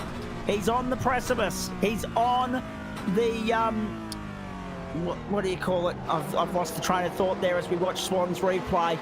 He's on the bubble. That's the word I was looking for. Swan is on the bubble with Freeman arguing over who gets the invert and who misses out. Geez, it's hectic out there. This gap for the lead at the moment is very ebbing and flowing. We have 6 tenths, and then Marshall went... Actually, I lie. He lost 2 tenths last lap, but he's pulled it back out to a 2nd now this lap. Last lap, Liam Reston did a new fastest lap of the race, the 49.2, while overtaking Ben Pedersen and all that. Serrano has... okay, I just saw Serrano have a bit of a slide in the bottom of the picture there, but he has dropped off this lead pack a little bit. Now remember, the next race is another 11 minutes on top of this, ladies and gentlemen. So you're looking at another 6 laps for good measure. So, I mean, it's either going to be a 14 or a 15 lap race. I'm not sure what the numbers say. We'll find out very shortly. 14, thank you, Daniel Correa-Sar. So an extra 5 laps, which is only, what are we looking at there? That's 9 minutes and 10 seconds based on the lap times we're seeing at the moment. So it's not quite the full 11 minutes we're expecting, but it does take into consideration the overtime attached to this race and also the pit lane transit attached to the next one. Simon Mesamo right in there behind Aiden Luthwaite at the moment, pushing Mark Gomez along. Have a look at this. Shake it off slightly, another race to make up spots again, but is the advice from Greg Brooks, and there'll be a few, oh jeez, there'll be a few of these blokes thinking the same thing, I would imagine. Gomez and Luthwaite arguing over the same piece of real estate, not wanting to give either an inch at the moment, and Mesamo just sitting in there, holding his breath because he stands to gain 2 positions if it goes belly up for these 2 ahead of him. If they come to blows, Marshall leads, Newell, Reston, Patterson, Sorono, then this battle on screen. Ryan Campbell's also involved in behind them, then Jono Freeman is 10th, and they've gapped Adam Hayne, Jake Jackson, Jared Knight, Chuk Fung Wong, Sam Chapman and Dane Snadden. Oh dear, so Jono Freeman now on the invert position, and whoever we were talking about there earlier has missed out completely, so... Luke Swan had to come to the pit lane. He's dropped to 25th. Now, actually 24th. Yeah. He's just got by Dean Hunt, I think. So if he's coming to pit lane, he's 24th. Was that a drive-through potentially for him? Oh, there's cars everywhere here. Oh, here we go. This might explain some of it. So Adam Lavis and also one of the Twitchy-Foot entries. 308. That is Nick Wood. And here, here we go. Here we go. Hayden Luthwaite pulls the punch. Pulls the trigger. Looks to take Mesamo with him. We're riding on board with Ryan Campbell. We're looking out to the left is Mark Gomez. Oh, jeez. There's no room, boys. Have a look at them. Gomez to the outside. Luthwaite to the inside. Second line of cars there is Mesamo bowling it around the outside. Campbell up on his inside. And then behind them is Freeman. These guys are arguing for 6th. Drew, 10th. Luthwaite buys a little bit of breathing space right now. And at the front, they have caught Gordon Marshall. A lap and a half to go. They have caught Gordon Marshall. Reston's there with Patterson. It looks like Reston might have had a slow down there, and I think he just got another one maybe? Or he's on the inside of Patterson. Back on the inside, got him. Yep, Patterson around the outside trying to hang tough. Will do so. Reston's not going to give up that easily though. Marshall's been caught by Muir. They've gapped Sorono.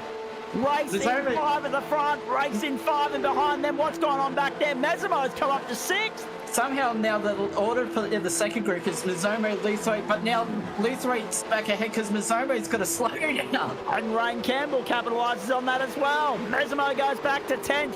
Invert pole for Simon Mesamo there for the taking. In bare moments, just 2 minutes left in this race, ladies and gentlemen. So this will be why the next race is slightly shorter, because we're going to go overtime with this first race to the tune of, well, about half a minute here as Marshall comes round onto the main straight. He's about to complete this lap at 14:40. We're going to get to 16:30 at 8 laps. 27 minutes for the next race. White flag in the air. Let's go one more time around from Monza. The defence work, the gamesmanship, the racecraft all on show there as Marshall weaves from left to right to try and break the toe for Sam Muir, trying to capitalise on that. Ben Pedersen arguing with Liam Reston over the same piece of real estate. Reston gets his nose back in front. Oh, Pedersen ends up in the dirt and tucks back in. Marshall barely hanging on here with a fast-charging, fast-finishing Muir. Will Muir have a look, or will he opt for 9th on the run to turn 1 in the next race? Let's have a look. Do you want to be on the inside? Do you want to be on the outside? Doesn't really matter in a field this big. Marshall doing a good job of leading from the front here, converting pole position into a potential race win. Back we go to Pedersen and Luthwaite. In just a moment, there's Ryan Campbell and behind them, Gomez wedged in the middle of this fight. Luthwaite holding on to 6th. They've caught Freeman in behind is 9th. Mesmo still sitting 10th. They've caught Serrano for 3rd as well, have Reston and Pedersen. So those three at the moment Indeed. separate by 0.8 of a second. Oh boy. Hold your breath, folks. This is over in about 35 seconds. The run to the Ascari. Brilliantly done by Marshall. If he gets out of there cleanly, he might have just done enough to keep Muir at bay. Slipstream a big talking point here, but there goes Marshall. The weaving begins once more. He's done enough, I think. He's just got to get through the final sequence of corners cleanly. They've left Pedersen behind of Serrano and Reston. Sario's going to get 3rd. Pedersen will have to settle for 5th after starting 9th on the grid. Gordon Marshall gets himself a race win, and the Spreyton side of Porsche cover the platforms of the GSRC. Held off Muir, Serrano, Reston and Pedersen the top 5. Luke Wade came through, Gomez held off Campbell, Freeman, Mesmo gets the invert pole, Hagel comes through in 11th ahead of Jackson and Knight and Fung Wong and Chapman and Snadden. Whew. Fever, Allison, Fever's going to be the winner of the open split. That was hectic. Steele Allison in for 2nd in the open split, 18th outright. Newen was 19th. DeStill was 20th. Then Swan got back to 21st, a case of what might have been Arnott, Clancy, Rees, Dial. Dial up 25 spots from 50th on the bloody grid. 25 spots in 9 laps. Well done, Jackson Dial. What about that? 21 also gained for Jaden Wilcox, if you don't mind. They were the 2 biggest movers of the race. In the end, ladies and gentlemen, 45 of these blokes, 46 of them are going to get home. Pete Matson's ended up on the tow road. Martin Walker's retired at the end of lap 8. Ollie Camo, David Christensen, Aidan Schultz and Jamie Christensen all sitting on pit lane, ready for a second crack. So it looks like we might have 51 starters for the next race. It looks as though Martin Walker might have parked up for the night.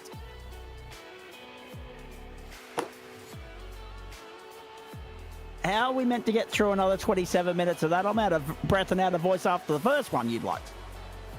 That was pretty insane, not gonna lie. But how's the respectful racing at the front?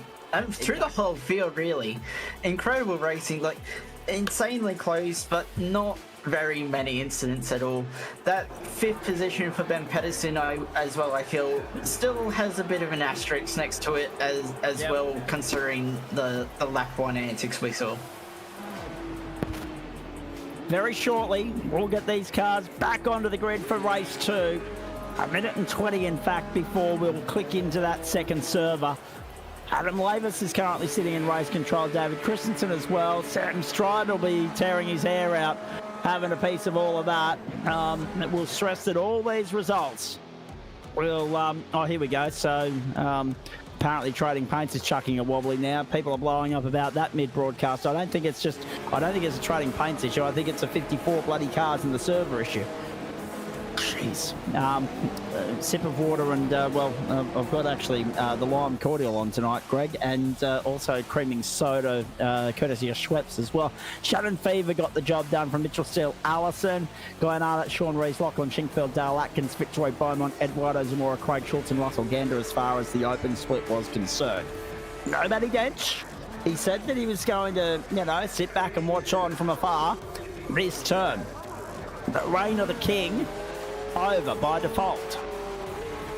And somebody else is ready to anoint themselves as the king of Porsche racing on the platforms of the GSRC. Daniel, so much to look forward to with regards to this second race, and bugger all time to do it. But mate, what are your thoughts on how it might all play out over 27 minutes, knowing full well that these guys have got to think a little bit more pragmatically and a little bit more tactfully about it, considering there's inverts at play and also pit stops as well. It'd be interesting to see if we see some fuel saving, just the trains like we saw last season, to fuel save in the opening stint of the race. But at the same time, it's still a very short race, so it wouldn't surprise me if we see the same caliber of racing we saw in race 1. Have a look at the comment from the great man. You will see me for Brands Hatch, and only for Brands Hatch. He'll be back for that stop on the calendar, which is coming up in a few weeks. He will be there. He loves that circuit. He'll be there with bells on. Right, Mesmo, Freeman, Campbell, Gomez, Luthwaite, Pedersen, Reston, Serrano, Muir and Marshall, the top 5 rows on this grid. Hayne and Jackson from 6, Knight from 1, 7, Chapman, Snadden from 8, Fever and, of course, Mitchell Allison from 9, Steele Allison, and Ewan and Distill from 10. From 11 at Swan and Arnott, 12 Clancy Rees, 13 Dial Hunt, 14 Shinkfield Atkins, 15 Beaumont Slade, 16 Wood and Zamora, 17 Schultz Lavis, 18 Wood and Gander, 19 Punter and Crediton, 20 Kosh and Bennett, 21 Haycock Akers, 22 Hooper and Wilcox, then 23 Rogers and Matson. Fight back on the comeback trail here on the cards for Jack Rogers. 24 Christensen Jepson, 25 Walker Camo, then Christensen Schultz and Gallacher from 27. No Lachlan Frank. 52 starters once more. Let's go to work. In fact, 53, I stand corrected. Oh, look at that up the outside. Who was that? 4 wide and taking to the grass on the run to turn 1. Commitment plus. Track position of paramount importance in the early stages. Gone. One of the sharp EIT cars has caused havoc at 1. And then it's just a knock-on effect. And a horrible one at that. That was Sean Rees on the tow rope. Sean Rees was the one that ended up in there, wedged in front of everybody and knocking everybody out. Stephen Crediton's joined from the back of the grid from pit lane. So there you go. All 54 cars have joined in the fun this time round, but we've already got one out of business. That is Sean Rees. So looking at the top 10 in, but Jake Jackson up 10. Liam Reston dropped 7 spots. Yeah. Already. He's down to 14th from 7th. He got an absolute shocker of a start. And lucky not to get caught up in the turn 1 melee, to be honest. Yep. And that's the problem, isn't it? The start here is so critical, especially in a field this stacked. So it's an uphill run for Reston for the rest of the night. Pedersen and Serrano side by side through the chicane. What about that through the S's? Serrano trying to set it up on Pedersen down the back straight towards the Parabolica. I'm going to say, Mazzomi's checked out a little bit. He's got half a second. Serrano trying to get the outside Parabolica and Pedersen down. Yeah. They're trying to switch him back here on the exit. No, not having a bar of that, Benny Pedersen. Samuel's in behind them, so to the race 1 winner and Gordon Marshall, and Jake Jackson's up 2 spots into the top 10 from 12 from the grid. Fung Wong up 3 and Jared Knight up into 12th spot as well. Down we go, the main straight, the run towards turn 1. Mesmo, the fastest of the race, unsurprisingly from pole position. Look at Ryan Campbell under pressure there from Jono Freeman down on the inside. Gomez and Luthwaite in behind them. Side by side for Serrano and Pedersen. Pedersen gets the elbows out, muscles through, takes Muir with him. Serrano hung out to drive. We'll have to get on the defensive here because here comes Gordon Marshall as well. These guys struggling over 6. They've lost the top 5. The top 5 are a second and a half over these guys now. On. Yep, it's as good as over. Really, those margins this early on, I get it's 14 laps, but geez, you don't want to be giving them too much of a... Oh, no! Oh, jeez! Serrano and Muir arguing over the same piece of real estate. Gordon Marshall does want a piece of it. Gets down on the inside of Muir. Can he execute it? Can he consolidate? No. Muir back up on the outside. There go the elbows. The 2 race 1 rivals on it. And they turned around. Onto the racetrack. Fitting your Matt Distill that was. It got smashed straight into him. Nowhere to go for the What the hell was that? Nowhere for the still to go. It was completely blindsided on coming through Lesbo 2 there and just nowhere to go. And watch Jackson Dial also get involved in that. Marshall Distill Dial all on the tow rope. Jackson Dial was up down 21 spots as a result of his involvement in an incident on the previous lap. So Dial's hard charge through race 1 up 25 spots, undone already in race 2. Dial and Distill are parked up, they're done, their night is over. Sean Rees has got back out there, but is well back in the field. after spending 2 minutes 49 on pit lane at the end of lap 1. Have a look at Freeman. Throwing his hat into the ring now as well, trying to get by on the inside of Campbell, doesn't want a piece of that. Freeman and Luthwaite now side by side, and in behind them is Mark Gomez. 1 second up the road to Benny Patterson and Teo Serrano, then Sam Muir, Jake Jackson and Jared Knight, the top 10, and Liam Reston, the fastest of the race, 1:49.741 in 12th position. These guys fighting, it might change now that Ryan Campbell's free of John O'Freeman is kind of in the cork on the bottom now, but Mizomo is holding like 7 to 9, 10 of the second lead. They're still in the draft, but if they keep fighting, they might just, Mizomo just might drop the field. My voice isn't going to make it to the end of this if they keep up this intensity. It's just not, it hasn't recovered from the weekend yet. Oh dear. The fighting for second has brought Patterson back in, it's brought Serrano back in, it's brought Muir back. They're all coming back together. If they keep fighting, Mizomo's going to win this race purely based on the fact he's got clean air and they're not hunting him down. However, Project 36 asking a fair question. When did Porsche Cup become a contact sport?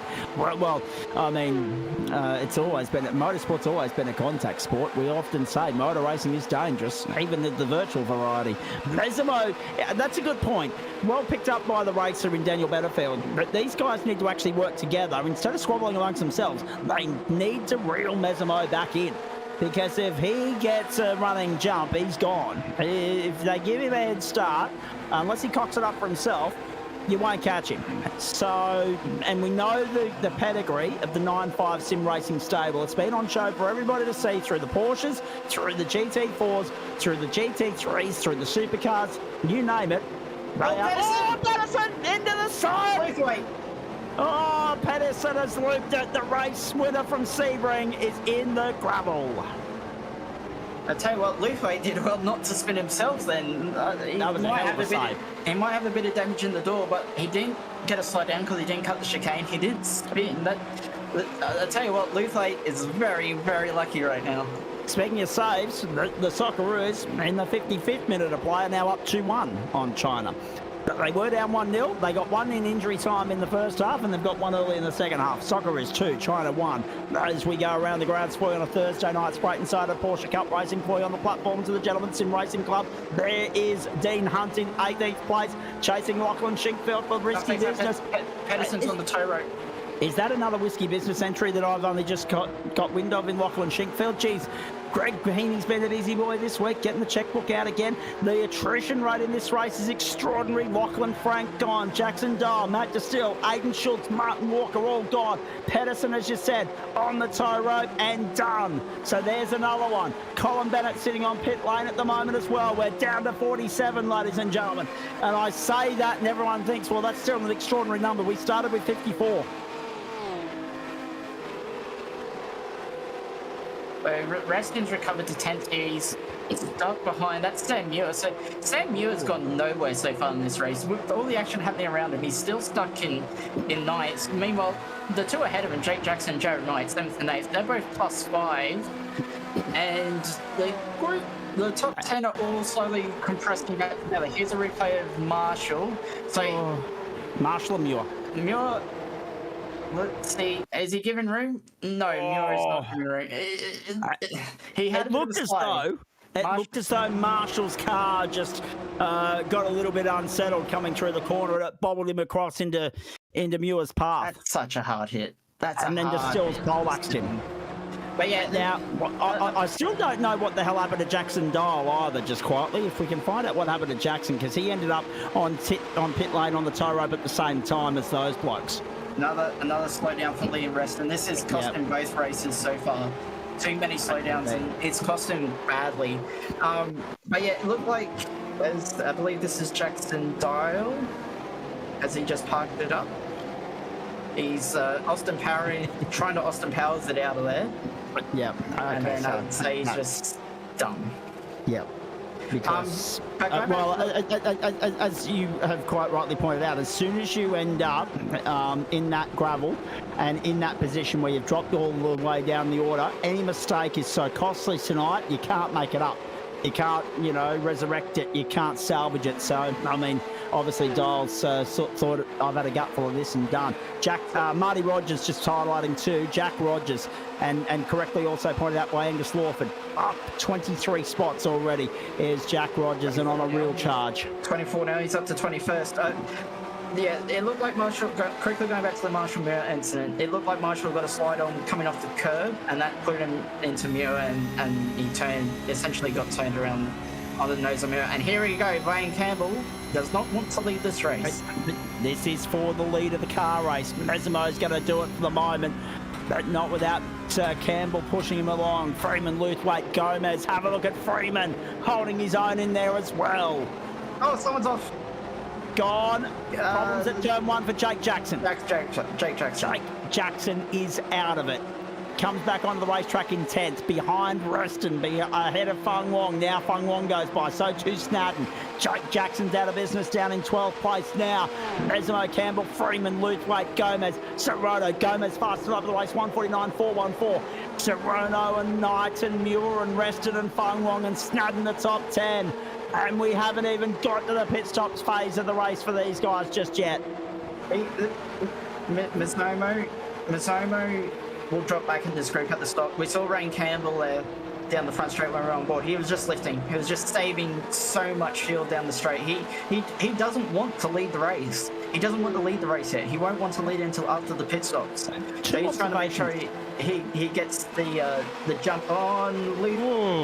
Looks to the inside of Freeman. Yes. But Campbell wants to make sure he gets the jump on Mizomo in the pit stops. 2 observations already. I want your thoughts on this, Daniel. Hopefully nothing else unfolds whilst we're discussing this here.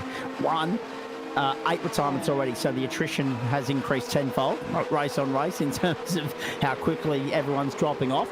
And 2, I don't think anyone can go to the club and say, listen, we can't be having 54 cars on the racetrack, because the incidents have been happening within the respective splits. It hasn't been open people taking out elite people and elite people taking out open people. It's been relative to the split you're running in. So I don't think that actually stacks up as Luthwaite comes to pit lane. I don't think that argument has any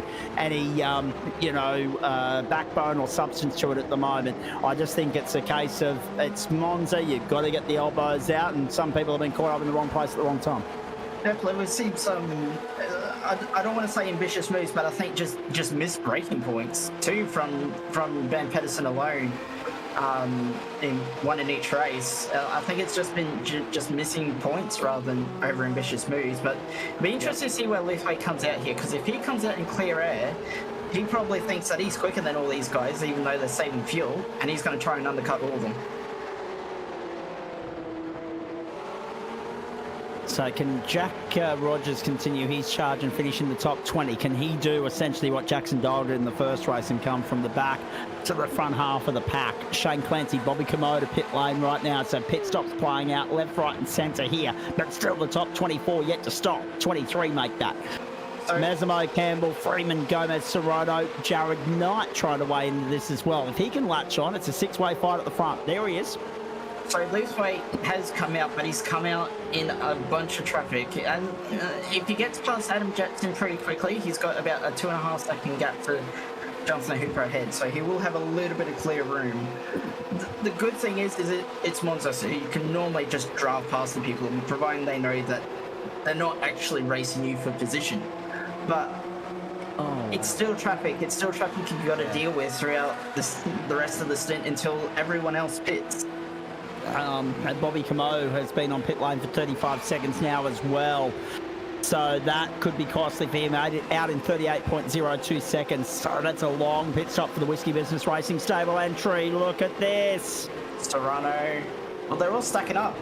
Oh, jeez. And the more things change, the more they stay the same. Absolutely nothing changed in that squabble through turn 1 and 2.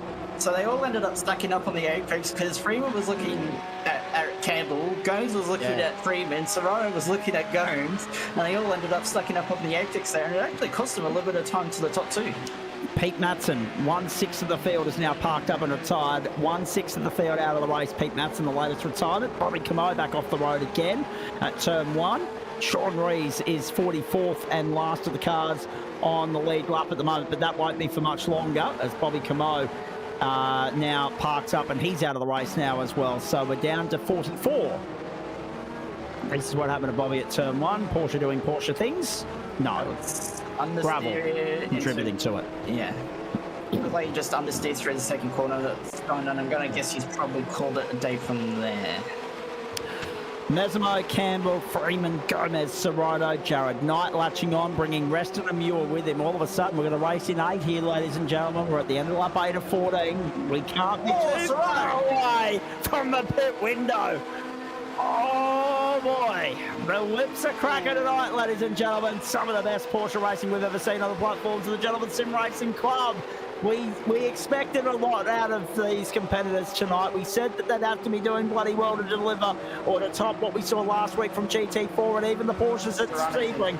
And they're doing so right here and now. Freeman, Serrano, Muir to pit lane. 3 of the 8 on the lane. Fung Wong makes it 4. So this is a critical lap for a good chunk of the top 10 runners right now. We'll now see where Leithwaite will weigh into this lead group. I tell you what, Lee Reston was 14th halfway through lap 1, and now he's in the battle for the lead again all of a sudden. This is why Monza is so great in these cars. This is ridiculous. Are you getting itchy feet not being out there tonight? No, I'm glad I'm not in this, to be honest. Yeah, fair. That's fair. I'll get itchy feet come VIR because I love VIR. So here they come. Freeman's out. Leithwaite has jumped all of them by a margin.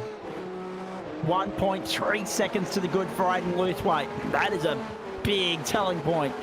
And Freeman was the 3rd car in this group as well. So Leithwaite is net leader, I think. Unless these guys can take a shorter stop, because Freeman did take a longer stop, even with fuel saving. So he might have overfilled a bit. But Leithwaite might be the net leader here. 5 laps to go at the line, plus a pit lane transit. So there's still a lot of racing to come. 5 around here, what do we say? So next time by the line, 10, 11, 12, 13, 14, a minute 50 a lap, 9 minutes 10 plus the pit lane transit. So I think we're going to finish this side of the 27-minute time cutoff, ladies and gentlemen. And now the games start. That looked as though Mesimo almost checked up Rain Campbell. He was in the tow and then backed out of it. So Campbell caught between a rock and a hard place here. They're going to be in this lap. You can tell by how they've exited Parabolica. They're all coming into the lane, at least the top 2 others. Anyone stay up? No, they're all in. 1, 2, they're all in. 4, 5, 6, all on the lane. Let's go. So now we see who's got the best of the pit stops. And look at the gap Leithwaite has over Serrano now. Serrano's got by Freeman since they exited the pit lane last lap. Freeman having a look. But Leithwaite has such a big gap. Oh, Campbell overshot. Campbell overshot his pit box. I think you're right. And so that's an advantage for Gomez, who's leading everybody. Here's Leithwaite coming down the main straight. Big moments in this car race, and Leithwaite is right on the outside of everybody to lead at Monza. Aiden Leithwaite to the lead, and now it's just a log jam in behind that. Have a look at this. Rain Campbell has lost a second in all of that. Freeman's getting hung out to dry. Muir and Knight are all over the back of him like a cheap suit. Muir's got in front of him. Jared Knight, Liam Reston make up the top 9. Jake Jackson's the next queue along. That's down there in 10th. But the 2 leaders, the 3 leaders in fact, have 1.2 on Campbell, who has 1.3 on Serrano, and we've got one hell of a race here for the final 5 laps, folks. Leithwaite the leader, but it's only half a second. He can't afford to rest on his laurels here. Leithwaite, this race is all but done for Leithwaite because he has only got half a second. Give it a lap, Goins and Mazzomo will be right back on him. I tell you what, Campbell's 1.3 off Mazzomo in 4th. Yep. And if Serrano coaches him and they start fighting for 4th, the top 3 will run away. Yep. Now, our mate Jack Rogers has actually lost out in all of that, down to 33rd now. So he's only up 12 on where he was originally. Something's gone awry there for him, I'm sure, because his pit stop time was only 10.45 seconds. Now here's Reston pulling the trigger on his fight with Jared Knight down the back straight. Knight will let him go. Unless he wants to force the issue and fight back on the inside. Yeah, why not? So we'll go side by side through the parabolic, round onto the main straight. Freeman's there in front.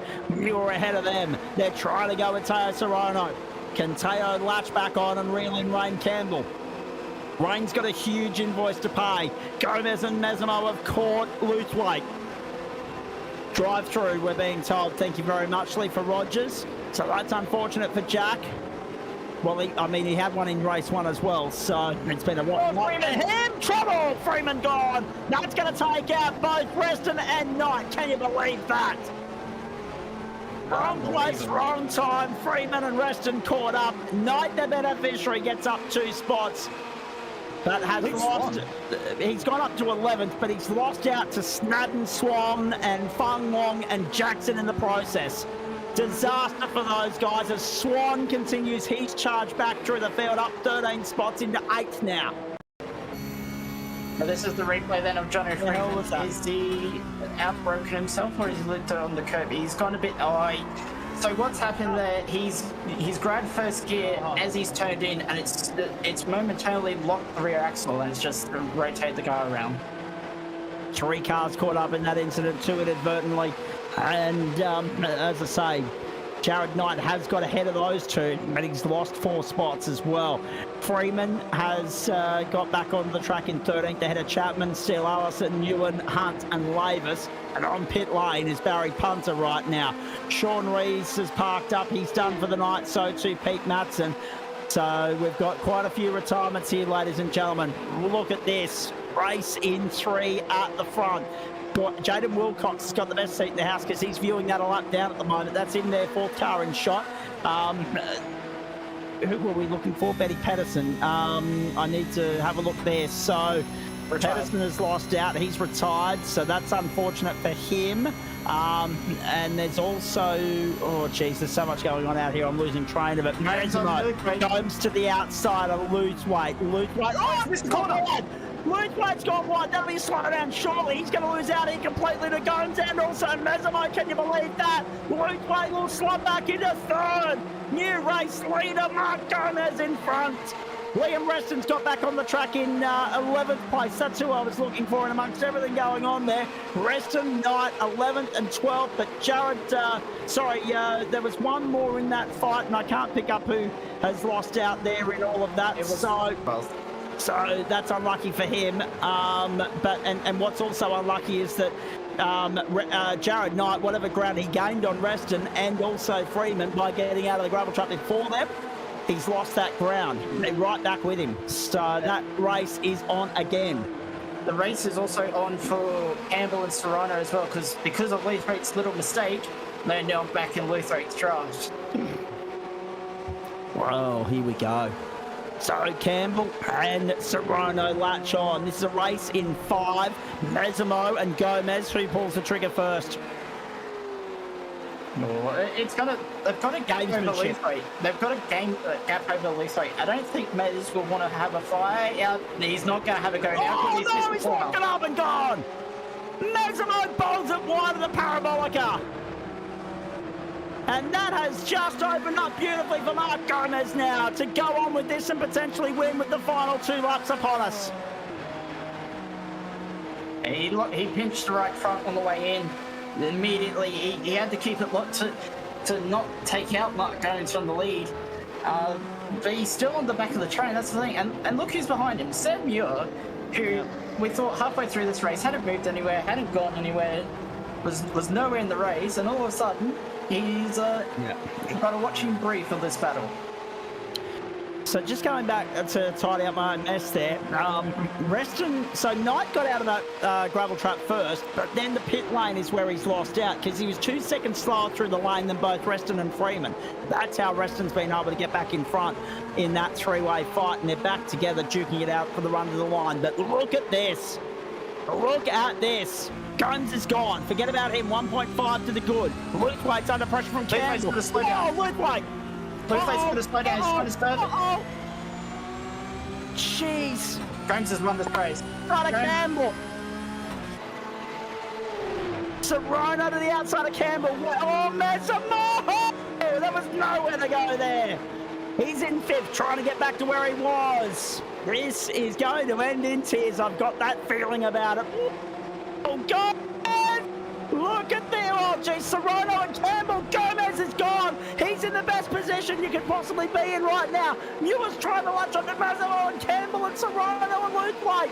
Five-way fight for second with the white flag about to go in the air. Down the outside goes Mazzolo on Campbell. Can't get it done. So White flag. 1 to go. Let's go, Daniel. that all started because Luthway got to slow down through the second chicane, but he was trying to serve it without losing track position. It's just like Gomes go away. Gomes has won this race, provided he doesn't make a mistake. The race for second, though, is anyone's guess.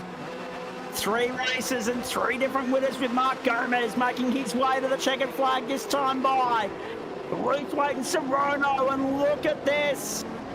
Mezzanine back in the final. Luthway's wide. The battle is over. Luthway's out of it. Rejoins in 6th and he is done. Can you believe that? Feng Wong's got back by Swan as well, and Snap makes up the top 10. We continue to watch Serrano and Mazzimo. And here is Ryan Campbell trying to get back onto the podium. Muir is 5th. Can you believe it? Luthway, 2 mistakes at the end of the main straight in as many laps. Jackson and Feng Wong arguing over 7th.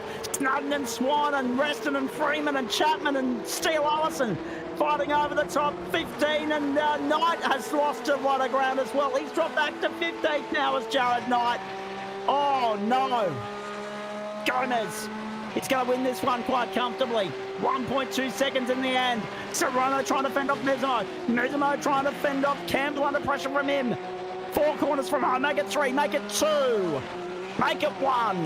The run down to the parabolic over the final time. Campbell and Muir, 4th and 5th. Have a look at this. The run to the line. I think that's how they're going to come home, ladies and gentlemen. Unless someone makes a mistake down here. That is your finishing order. Mark Gomez, take him out. Round the final corner under the main straight. 3 different race winners to start the post-Matty Danchira of the Spreyton Cider Porsche Cup, and Gomez wins a classic at the Temple of Speed. Second is Serrano, then Mazzolo, then Campbell, then Muir. Luthway will come home and be disappointed with 6th. 7th will go to Jackson, then Feng Wong. Snudden and Swan make up the top 10. Whoa, it's still on further back. This is for 23rd, ladies and gentlemen. Reston 11th, Freeman 12th, Chapman 13th. Then you go back to Steele Allison and Knight. That makes up your top 15. Slade is in 24th, all over the back of Liam Haycock and Paul Wood, and behind him as well. To the final sequence of corners we go. If I wasn't reaching for the structurals beforehand, ladies and gentlemen, I certainly will be now. Onto the main straight, and Jake Slade's going to come on. Oh, in the pit lane. Oh, you can't be doing that on the last lap, Jake. iRacing's going to ping you there. They're going to give you a hell of an invoice for that. Oh dear. That's rookie error 101, I would imagine. Jonathan Hooper came home 18th. David Christensen, Stephen Credit in the top 20. Dean Hunt was 16th. Adam Laver 17th. And then we go back to Zamora, Wood, Haycock, Wood, and Beaumont, the top 25. Jack Rogers recovered to 26. Jake Slade, Shannon Fever, Adam Hayne, and Vinnie Newen, the top 30. Atkins, Gallagher, Gander, Arnott, Jetson, Shinkfield, Akers, Kosh, Punter, Schultz, and Marshall in 41st from what was a race 1 win. And then the attrition. Wilcox, Clancy, Rees, Matson, Camo, Christensen, Bennett, Patterson, Walker, Schultz, Distill, Dial, and Frank. Wow. So as I suspected with Luke Swan on the last lap, he was attacking Luthway into the chicane and completely outbroke himself and missed the chicane again like he did in race 1. Still recovered to 10th though for Luke Swan, but what a race. What the hell was that? Seriously. That was insane. Yeah, no, I got nothing. I got nothing left in the tank after that. That was insanity at its best. But for the most part, incredibly clean. I mean, yeah, race control will have some work to do, but hats off to everybody for the show they've put on there. And Porsche Racing very much alive and well on the platforms of the GSRC at the moment. Betty Pedersen, Gordon Marshall, and Mark Gomez, the 3 race winners so far in this campaign. Monza has turned it on, as it always does, the Temple of Speed. Gomez finished with the fastest lap of the race as well. And Serrato, Mesimo, Campbell, Muir, the top 5. And in the end, 2.0 covered first and fifth, but not a fair reflection of how close they were before all hell broke loose. Now, oh, hang on. Oh, geez. There's a slight discrepancy there. Aidan Luthwaite has been pinged post-race and has dropped to 18th. He came home 6th. He's been dropped to 18th. Another dagger in the heart and another sting in the tail for the Whiskey Business Racing entry. I wonder if he got to hit the incident point limit with that last off. If we can get a replay of that. Quite possibly had to have. Last run, because it looked like he either outbroke himself or locked up the right front into the chicane again. And yeah, he locked it up. He went too deep, locked it up, and just couldn't make the corner. As a result, he kind of made the first corner, but it made the second corner pretty much impossible. And he ran through wide as a result. And there's Swan in the background as well, going through the chicane. So Aidan Luthwaite plummets to 18th. The other unknown in all of that was who was it that came into pit lane there at the very end? Jakey Slade, yeah. So he came home in 27th on our running sheet, but where was he when iRacing slapped him? Did iRacing slap him with the pep? Can we go over the page there, please, Daniel? Liam Reston as well. He finished 11th, but he's shown in 20th. Yep. And Jake Slade is still showing as 26th, so he got away with it essentially. Wow. That's a get out of jail free card for him, but not for Liam Reston. Stories up and down the field there. The narrative of that one, geez, it's going to take a while to make sense of all of that. Well done to Mitchell Steele. Allison, 14th outright, and the winner of the open split, with apologies to the open split because we didn't get a bloody chance to check in with you at any point tonight. Extraordinary drama in the... across the board through the entire field. I just got a question coming up there on our chat thread a few moments ago. Am I okay? I am. The voice box is not. And that is my own fault for going too hard too early last week with GT4 and the Porsches and then doing 3 days or 2 days of karting commentary on the back of that. Here I was thinking that I was starting to get back to full flight to top gear, but no, 6th gear is still missing at this point in time. And there is Simon Mesmo, sponsored by Windows 98, looking the goods. And have a look at the setup. How good's a throwback from Windows 98? Now, there's so many stories to try and pick apart and all that. I'm not sure we're going to be able to make sense of that, Daniel. But before we start having a chat to Rain and Simon, who are here with us in Central Commentary, so many tough luck stories and all of that, and I guess the biggest one was that incident with Gordon Marshall, Matt Distill. I guess there will be a case to answer for in race control post-race, maybe for Sam Muir. Jackson Dial unlucky as well because he drove halfway through the field in race 1. Jack Rogers couldn't take a trick tonight, 2 drive-through penalties. There will be a few people very happy with the points all they've got from Monza, but a few people licking their wounds and a few people happy to tick this one off the list and just move on. Well, first of all, I'm going to apologise to Liam Haycox because I thought that was him rolling up the inside into turn 1, but it was actually Sean Rees. So apologies to Liam because I think I said it was Liam in commentary at the time. But yeah, a lot of the big players having issues tonight. Muir didn't necessarily have it all his own way, but still recovered to 5th in race 2. Pedersen, retirement in race 2. Luthwaite, a feature race to forget for Luthwaite in the end. It was looking so good for so long. And yeah, it's going to really shake up the championship now going into the next round.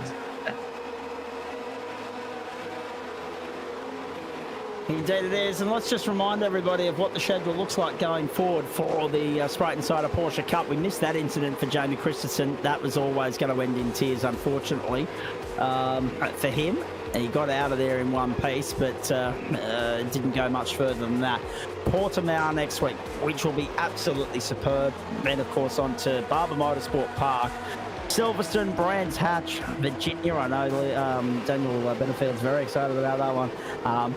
Circuit Zolder, then the Saxon Ring and Phillip Island to finish this off. And I am excited about PI. Don't worry about that. Quickly going around the grounds. I can tell you that the Socceroos still lead China 2-1. We're about 8 minutes away from stoppage time in the second half of the Asian qualifying AFC phase of the road to the 2026 FIFA World Cup. I can't even string the sentences together at this point of the night, ladies and gentlemen. We're that exhausted. It was a big workout here in Central Coventry tonight. Not as relentless, though, as what it was on the circuit. We've got Rain Campbell and Simon Mesmo standing on by. Rain, a case of what might have been, mate. I mean, you were right there in the hunt for a podium, and it's just gone eluding you. But what a spectacle that was. What a sight that was to see 54 of you on the grid, and I can only imagine how much fun it was to be part of it. Yeah, mate. It was really good fun, to be honest. I was trying to play it smart and just save fuel, and then went and balls it all up and missed my pit box. So, you know, what could have been, I guess. And again, good recovery because you gave away a fair chunk of time there in pit lane, mate. You had to reel these guys in. You did that, and had it been another lap, you might have got a crack at Simon. Yeah, no, it was good. I was just trying to hang in and just sort of get to the end. I'm just trying to bank some points and play it safe. Like, probably first race, could have had a crack at Gomez on the last lap and Luthwaite and probably maybe have got them. And then obviously this race was just trying to play conservative because it's so easy to lock a break, especially in the T1, and just kill someone. So I was just trying to play it safe. Good points otherwise. It's a long championship, so... You're right, it is a long championship, and it's been an interesting start of the season. Sebring for 60 minutes last week, then 2 sprint races here. And deceptively strange the setup here at Monza, because yes, it's a temple of speed, yes, it's a long track, yes, it's a fast lap, and yes, there were a lot of cars in the field tonight, mate, but because of the slipstream effect around here, executing overtaking opportunities is one thing, consolidating them is another, and then furthermore, trying to build a buffer so that you can take some pressure off yourself. That seemed incredibly difficult tonight, so evenly matched was the field. Yeah, no, you're exactly right. It was sort of once people started to get in battles and get held up into T1, T2, that's sort of when the cars in front would edge away a little bit, and then because they're in slipstream, it's so hard to get it back. Like, I made a couple of mistakes early on in the race. My car was, in the start of the races, my car was horrible, and it took ages for it to come in, and then I'd drop a little bit back, and then once they all benched up again, it was easy to get back to them. But yeah, it's always good racing. It's mega fun. Obviously, it's not great when you want to qualify up the front and try and win the race, but you know, it's good scraps either way. I'm in the middle of lubricating the throat with honey at the moment, just to try and get the vocal cords back in working order for Saturday morning on radio. But Rain, I mean, Daniel will have a couple of questions for you in just a moment, I'm sure. But as far as well, talk me through race 1 firstly, because you've come home in I think it was 8th there, which gave you 3rd on the grid, and you've come home 4th in this one. So yes, you've used the invert to your advantage, but 8th wouldn't have been an ideal result in race 1. Just talk us through that one. Look, it was better than what I was expecting. I moved up, I think, a couple of spots from qualifying. I'm never, like, from an outright pace point of view, I'm never that great here, so I was just trying to get top 10. That was sort of what I was aiming for. And to get 8th, I was pretty happy with that. I was right behind Luthwaite and Gomez on the last lap, and probably could have tried to get him for 6th, but yeah, as I said, try and play it safe and get it to the end and go again in race 2. Daniel, anything you want to ask Ryan while we've got him? Rain, were you worried at the start of race 2? Obviously, you and Jono Human had a couple of laps where you went through the first chicane side by side. Were you worried about losing Mez, losing his draft and watching him sail into the distance if you guys didn't sort it out quickly enough? Yeah, I was a little bit. I was trying to just let him get into his rhythm. I thought maybe if he got into his rhythm, he would get going. So I just sort of sat behind him for a little bit, tried to play it a little bit safe as a keeper. repeating. But then once he started to edge a little bit away, it got to about 9/10. I said, I've got to go now. So I took him, and then once I was sitting behind Mez, we were I felt our pace was a fair bit better than what his was, because we'd sort of edge away, and then as I was saving fuel, he would come back to us. But I felt my pace was pretty good compared to those guys. So, it is what it is. I'm going to ask you this, Rain, before Daniel jumps back in, mate. For some, there wasn't that luxury tonight. You were lucky in the sense that because of your track position, because you were further up the field, you could afford yourself a little bit of time to just sit there, be patient and wait. There weren't too many people that had that luxury, given how many cars on the circuit and how quick these races were run and won. No, 100%. I was trying to get it to that point where there was enough of a buffer. There seemed to be stuff going on everywhere. People were pretty desperate, obviously, trying to make positions. And sometimes you just got to be reserved and try and hold yourself back a little bit, and it ends up working out in the long run. Sort of what I've learned anyway, especially in these cars. It's so easy to make a mistake, like no TC, no ABS. It's so easy to lock a brake, so easy to lose it on exit. Like, there was stuff going on everywhere, so you do what you can. Daniel? Yeah, Rain, after obviously the pit stop didn't go to plan, because I think you would have been pretty close. You would have been pretty close to looking homes and all that.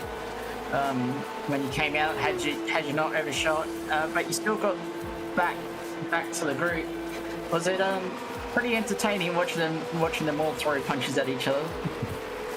Oh, sitting behind people and just watching them slug it out, there's two things that go through your mind. One, you don't want to get caught up in it, and two, as you know, and it's a good show otherwise, when you know that, especially around here, you sort of sit there and you watch and you see three cars go into one corner, you know something's going to happen eventually, so people get pretty agitated as bumps happen and things like that. So,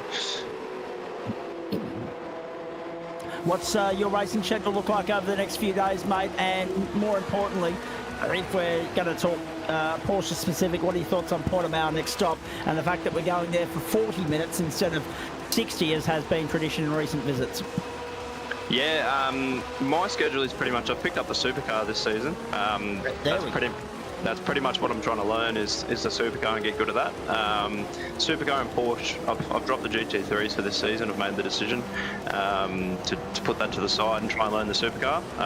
So yeah, that's supercars and Porsche. And Portimao, first time last season in the Porsche that I'd ever driven there, and love it. So I'm really keen to get back there. All right, mate, very nicely done. Anything else from you, Daniel, before we let Rain go? No, I'm good. All right, very nicely done. Hey, mate, well done. Side points, damage control, considering the carnage that unfolded around you. Well done. Look forward to seeing you. Well, the boys will see you next Wednesday night, and we'll see you at Portimao. No worries. Thanks, guys. Enjoy the night.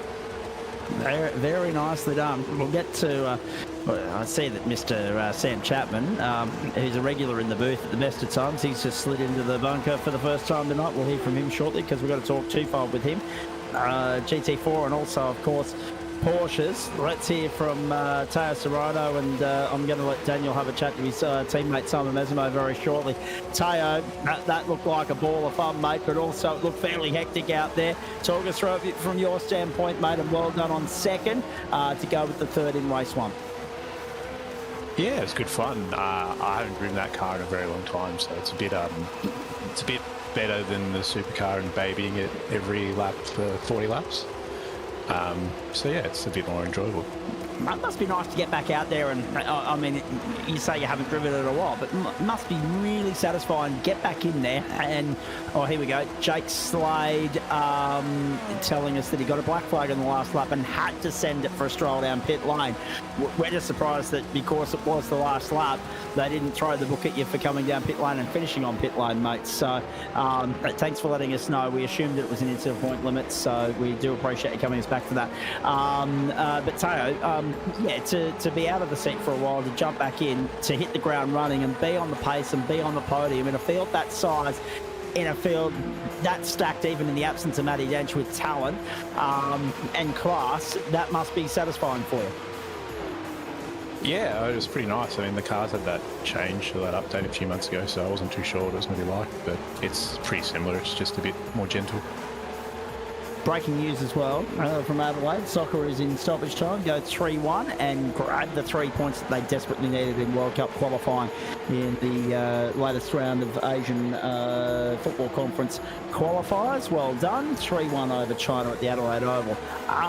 Teo, we're going to hear from Daniel Benefield again shortly. He'll have some questions for you, mate. But what was your approach tonight? Because, I mean, race one, it seemed as though everybody was holding a bit back, knowing full well that they didn't want to make a rod for their own back in terms of chasing the tail in the second race, because it was going to be a long night in a field of 54. We know a few people that fell foul of that. But then in race two, it seemed as though the intensity was up a little bit. To be honest, that was a bit of grit and go, so I didn't know how much fuel we needed and just sort of saw what came. But yeah, I mean, it was good fun. What impressed you most with regards to the racecraft of those around you, mate? I mean, you were under the pump from Resimo and Campbell and Muir there at the end, but there were many. I mean, Aidan Luthwaite was a contender there for the longest time. There were a couple of others that unfortunately got bundled out halfway through, but and Mark Gomez has come through and trumped everybody after Aidan copped the slowdown there. He was able to check out. Yeah, it was really good driving, to be honest. There was, 1 or 2 people that were a bit questionable, and they probably got what they deserved, but, that's how it goes, I guess. Indeed it is. Daniel, any questions for Teo while we've got him? I want to say, compared to everyone else, considering the party happening around you, a relatively quiet night from you in terms of getting actually involved in the battles, but was it more about, obviously we had the top 10 invert for race 2, was it more about just surviving and making up the positions more smartly rather than making the aggressive moves? Yeah, I mean, if we were probably a bit smarter, I probably would have pitted early and just jumped everyone and done it that way. But yeah, it just the way everyone was racing, just sit back and have a watch. And turn 1 was actually pretty clean both races, other than someone flying through and retaining 6 spots. But other than that, it was pretty clean. Well, you've just listed one of the other contenders, actually, that didn't necessarily have the greatest run of the second race. That might have been a little bit of karma for Ryan Wanman and Benny Patterson. Actually, what from a racing standpoint, were you a little bit frustrated by that, the way in which he was able to shake off the slowdown and still have so much of a gain? I mean, yeah, like, it's fine, obviously, avoiding an accident's probably the right thing to do, but I don't know, to not give back 4 or 5 positions is a bit, I don't know, I wouldn't do it, but I guess if race control going to let it happen, why not? Yeah, it sets a dangerous precedent going ahead, there's no doubt about that. What else is on your racing schedule for the next short while, mate? And when will we see you as a regular on the Porsche grid this season or not? If I don't have work, yeah, I'll race, but otherwise I'll just do Logitech and sit in the middle of the pack and pretend like I belong on the grid. I must say, it was very nice to see on the grid there a couple of weeks ago. When I was drafted in to do a bit of the commentary there, mate, I'm having a skim through and I'm having a look for names that I know, and I'm like, oh, well, there's Andre and there's Teo and there's, insert name here, Sean McNamara, etc. I felt a lot more comfortable and I knew that there were people that I actually knew what the hell I was talking about. In saying that, is Portimao one of the stops that we are going to see in the Porsche or not? Yeah, I'll probably race next week. Very nicely done. What are your thoughts on that circuit and how you might fare there? I've never raced. I don't think I've done a race there. I've watched bikes around there all the time, so it's good for bikes, but it'll be interesting in the car. It's a great circuit for bikes, I'll echo that. There's no doubt about that. Although, interestingly enough, they're holding off the stop to Portimao until late in the season for MotoGP next year, following the release of their calendar last week. Just excuse me, folks. If you hear some crackling in the background, it's just me grabbing a couple of lollies out of the packet. Just because it's been, 3 hours that we've been sitting in the booth here and I haven't had any food whatsoever. Apart from a swig of honey a few moments ago. What else is, apart from Logitech and apart from Porsche, any other GSRC races that you might have a dabble in throughout the course of the season as time permits, mate? Yeah, I did the Super 2 last night, just a bit of fun because it's Phillip Island, but yeah, if there's a good combo that looks interesting, I might just jump in. But Otherwise, probably not. And considering that we're looking at Vermilion Esports next to your home, I mean, you're very well represented in this championship. In fact, you're very well represented across the club, mate. The stable's growing, isn't it? Yeah, I think there's a lot of drivers in will come in and out every now and then, and there's just more and more drivers. But everyone's like having fun and enjoying themselves. That's what matters. So at the end of the day, it doesn't matter if they win or lose. It's just get in, have some fun, be clean. All right, mate. Hey, very nicely done tonight. Solid effort. Good to see you back in the Porsche. Hopefully see more of that throughout the course of the season. Go and enjoy your weekend. Thanks. Thanks, guys. Thanks for your work. Very nicely done from Teo Serrano. Hey, that is dead set the quickest exit I've ever seen from the booth in GSRC history. See you, boys. He must have definitely had his pulse on the bloody exit button, the disconnect button. I've never seen a man take off so quickly. Righto, Daniel Benefield. Here's your teammate Simon Mesmo. Third, but it's a case of what might have been. Hey, Mez, why didn't you win the race? No. I'm waiting for him to leave now. Good to see consistency from you, Mr. Benefield, because I'm pretty sure that was the first question you asked him last week as well. No, I'm a consistent man. Pretty Hello, sure Father. he did, yeah. Sorry, I thought I bound my push stop button to the other one, but anyway. Well, I don't know how much longer you'll cop this drive-by work from your teammate here, but at least you're being a good enough sport to come in and answer the question, mate. Well done, Bob. Well, look, at the end of the day, I at least ponied up and stuck with this car unlike a certain teammate. But anyway, we'll move on to that one. But yes, why didn't I win? Nice get to well done. I'll be perfectly honest, I don't think I was going to win this one tonight. Once we got that little bit of a break, like me and Mark got that little bit of a break, my idea was I'm just going to push him and try and get us away from everyone else. I might have had a crack in the last lap if I could have, but my goal was basically get us away from everyone else. But unfortunately, I turned to a wobbler when we got to Parabolica and just went wide. So yeah, that kind of killed that one. But yeah, I think Mark and me would have probably ran away from the field, but yeah, is what it is. Was that just pinching the right front into Parabolica?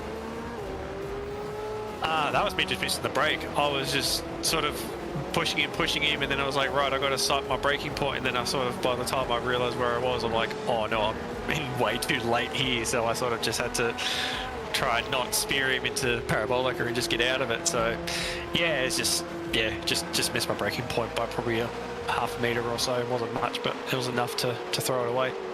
Just quickly going back to race one, we saw you and Luke swap. Was that a Luke call or was that a you call? I'm gonna guess based on how I know Luke, it was a Luke call. It was a team call. We'll just say that it was a team call. Oh, very nice. But yeah, I had a little bit more pace up my sleeve at that point, but we were just sort of look, yeah, we'll swap and see what happens. But yeah, that's basically all that was. So yeah. Other than that, after the mistake, you was sixth at the time behind Serrano, and then it all really kicked off from there. Really, Luthwaite made a couple of errors through into the chicane a couple of times, which dropped him back, and then you had Campbell and Serrano in front of you battling it out as well. Yeah, no, that was a lot of fun. It was really comfortable around those guys too. Like, I'd sort of raced them a little bit in the first race, and I knew they were pretty good. So yeah, in that second race, it was a lot easier. I knew I could sort of. They were going to squeeze me a little bit, but they were going to give me the room. Like sort of what happened in that first race, that was just sort of a case where we were all sort of climbing over each other and squeezing as much as we could. But you know, like. I'm not sure if it was Teo.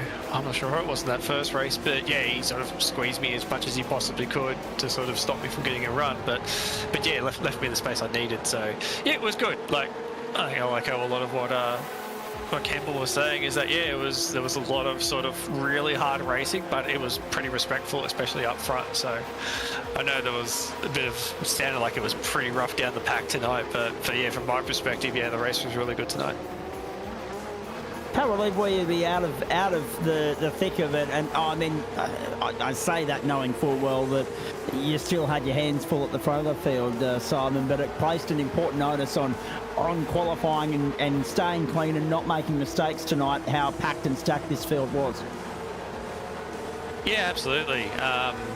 Yeah, unfortunately my Achilles heel at the moment is Quali. I just can't seem to hook a lap together, but as you can see when I get into the race, I'm all right. I've got a fair bit of pace up my sleeve, so yeah, it's one of those tracks where, yeah, if you can get a good quality session, it sort of really sets you up for the rest of the day, but you can still sort of come through the field. I was pretty lucky in that first race where it was more people making mistakes, and I was just sort of capitalising on them and just sort of playing it a little bit smart through the field. That reverse, like that whole second race was basically set up with the reverse grid, so it's the first time I'll ever say that I actually enjoyed a reverse grid race, because usually they're the bane of my existence, but yeah, it sort of worked out in that second one. But yeah, it's just one of those tracks, Monza. You just sort of quali can sort of make or break you.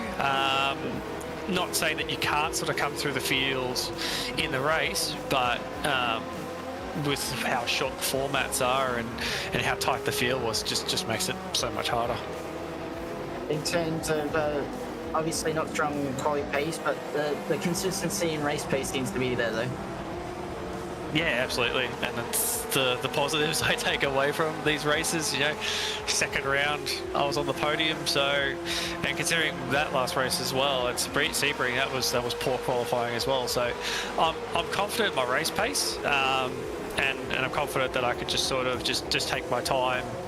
Kind of same thing tonight, just take my time and work my way through the field. So I'm definitely confident in that regard, but yeah, I've got to sort of try and get my head around qualifying, because there's probably a few more results.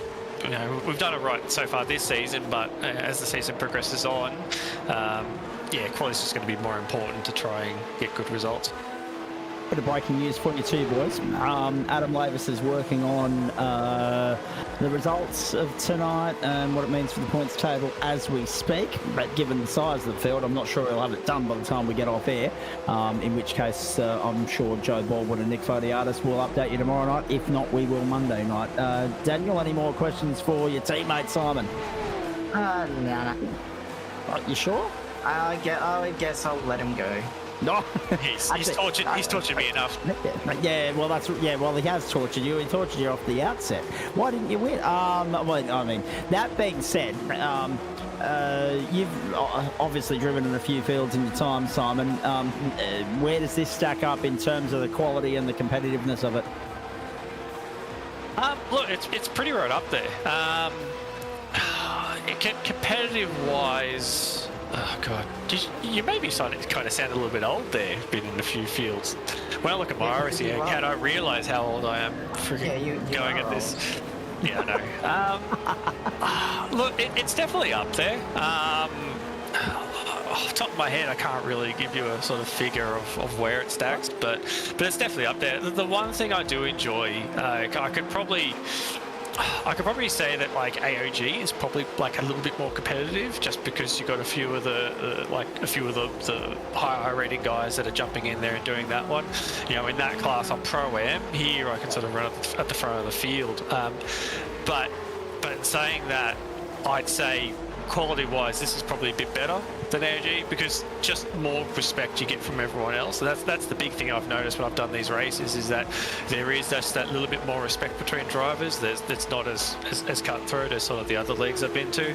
Yeah. And like tonight's like a perfect example. You know, we're all leaning on each other, we're all rubbing each other, but we all made sure we gave each other room. We weren't, you know, trying to bomb each other or have each other off or anything else like that. It was good close racing, and you know, that's sort of the thing I've noticed. Like, I've only sort of, it's probably my 6th or 7th, maybe 6th race with GSRC, so you know, I'm still sort of getting used to everyone and you know, racing them, and yeah, that's sort of the big thing that comes across, is that yeah, everyone's willing to give a bit of space and prefers to have a bit more respectful racing than trying to go all out and win. And that's why I asked the question more to the point, not so much on an age front, because I don't have all that information in front of me. Obviously, your teammate Daniel's across it, but more so because I know the names of the GSRC, and I know you're a new one that's only been popping up in recent weeks, as you say, 5th or 6th race with GSRC.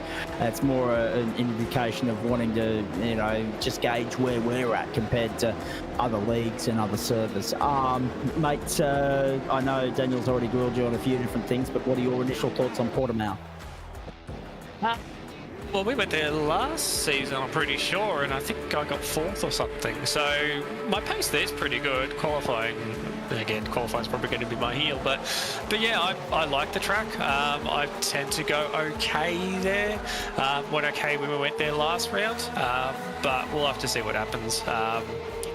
Yeah, it's a 40-minute race, so it probably plays to my strengths a little bit. It'll definitely be a race about tyre management.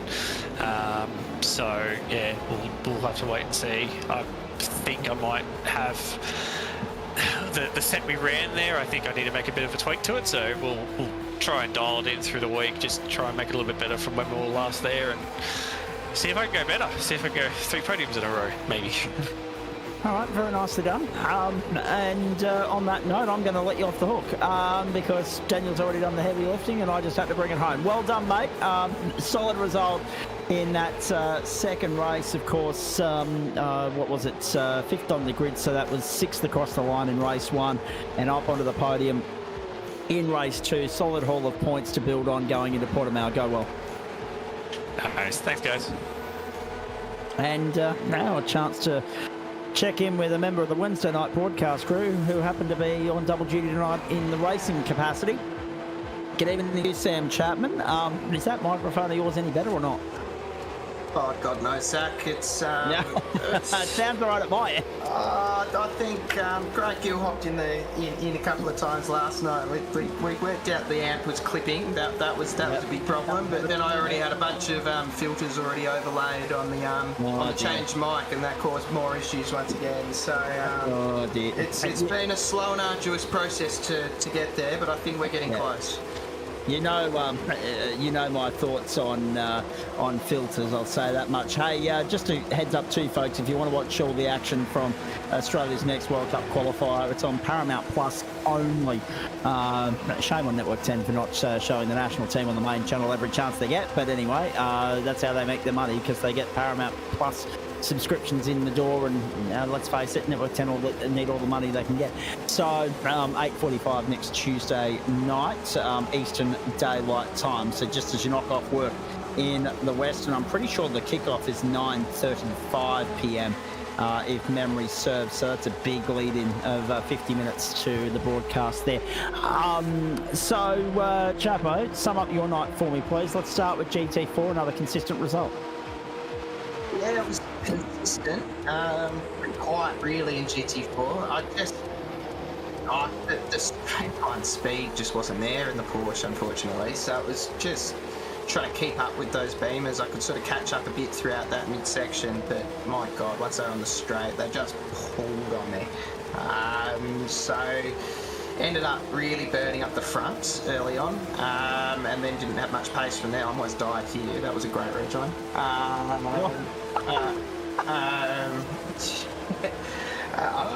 don't know what we're driving. Just drive one of your fellow competitors. Very nice. Yeah, that was good. Relatively quiet. Sort of had a few battles here and there, but then just sort of sat behind and went, well, I can only really play a field game here because I couldn't overtake those beamers. So I did, and was able to hold on to a consistent position and should sort of hold me in a decent spot champ-wise. But yeah, just couldn't make those overtakes. So it was a little bit frustrating all in all. I'm hoping we get maybe a tighter track or a bit of rain or something soon for GT4s. Well, who's setting the servers up there, and how much have you thrown under the table to ensure that you do get some rain, please?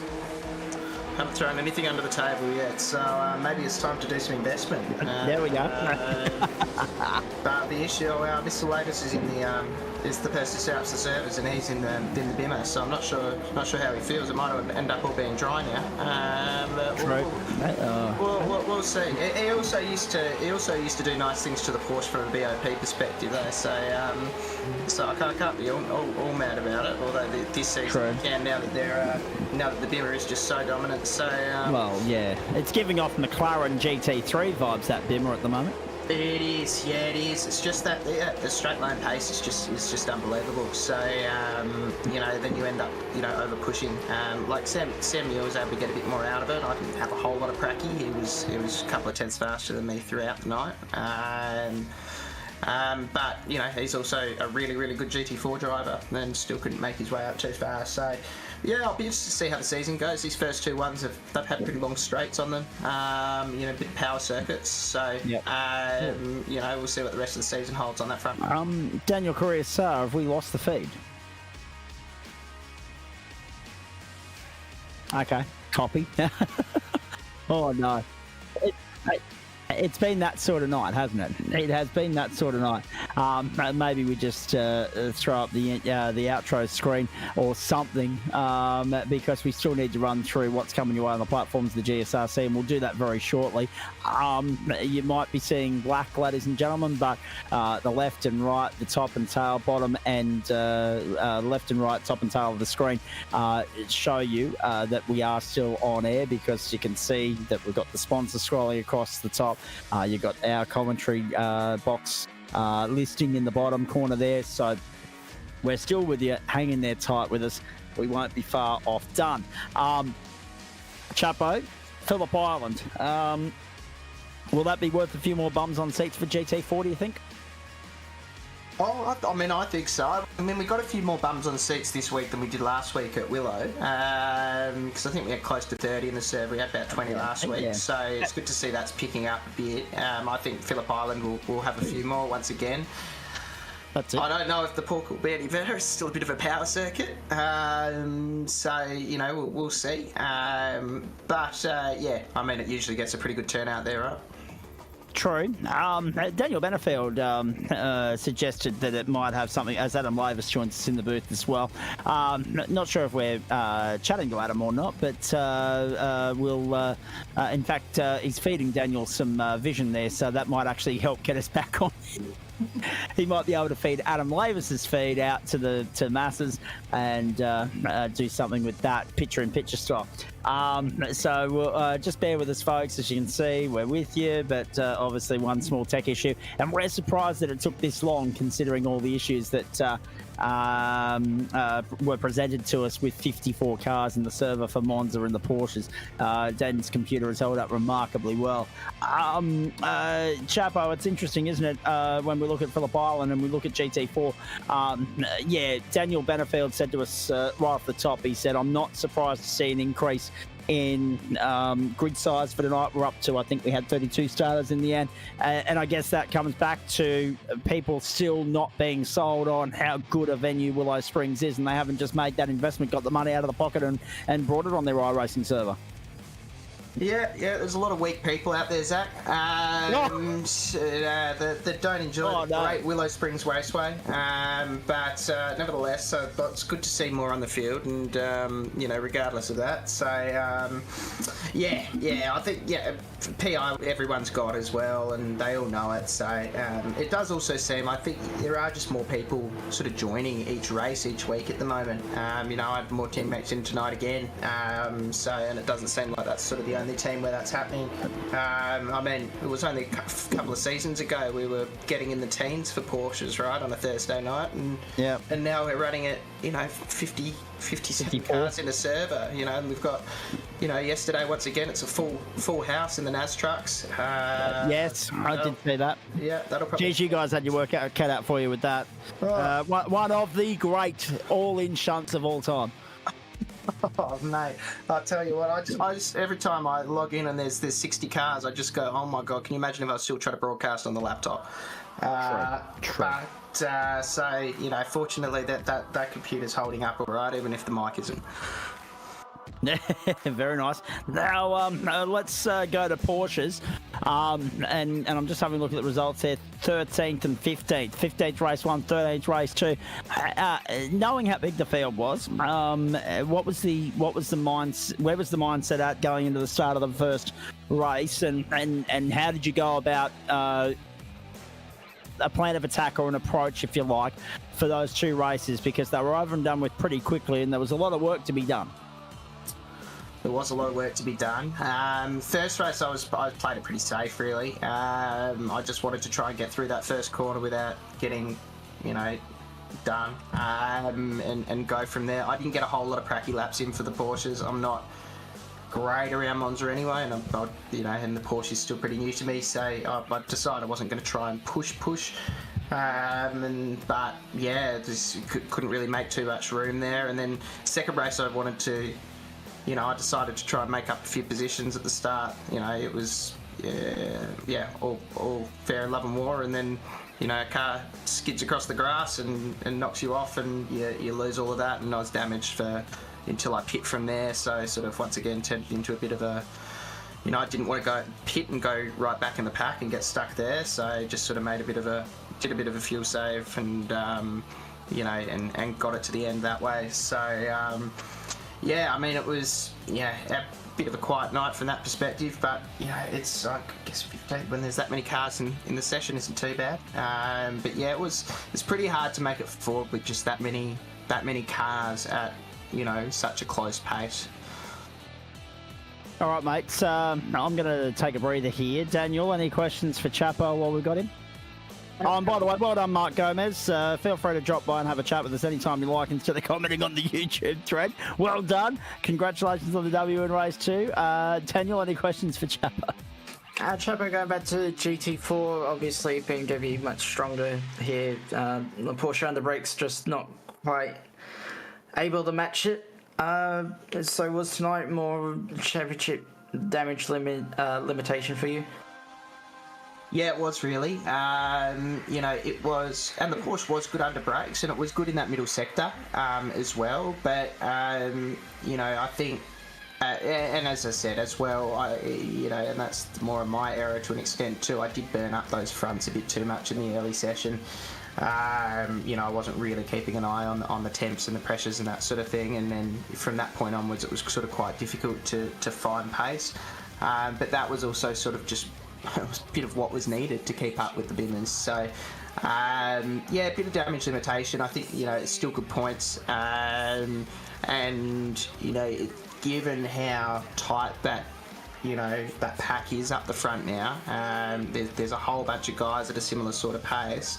It's not going to come down at the end of the season to one guy, winning every race and every second race. It's probably going to be more of a consistent points sort of scenario, I'd imagine. So, yeah, absolutely. That was the plan, and that's probably going to be part of the plan for the season in these high power circuits.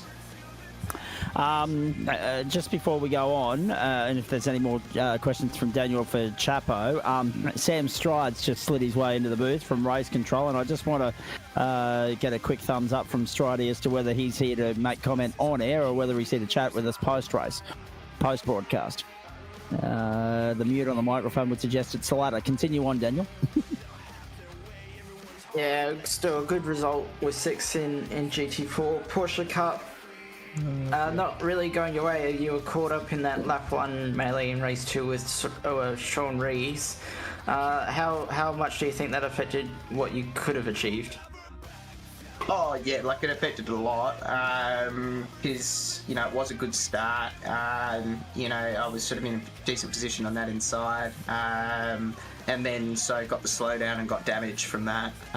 So I was losing a bit of time there. So I think I lost 5 or 6 positions out of that, and that's a very difficult thing to gain. In that sort of field, especially when I'm still not 100% confident under brakes and all that sort of thing to make the difficult overtakes. That was unfortunate. At least didn't write the car off. That's a plus. But yeah, it was definitely a big impact on the race from there. Chapo, thoughts on Portimao next week for the Porsches? I think that'll be quite good.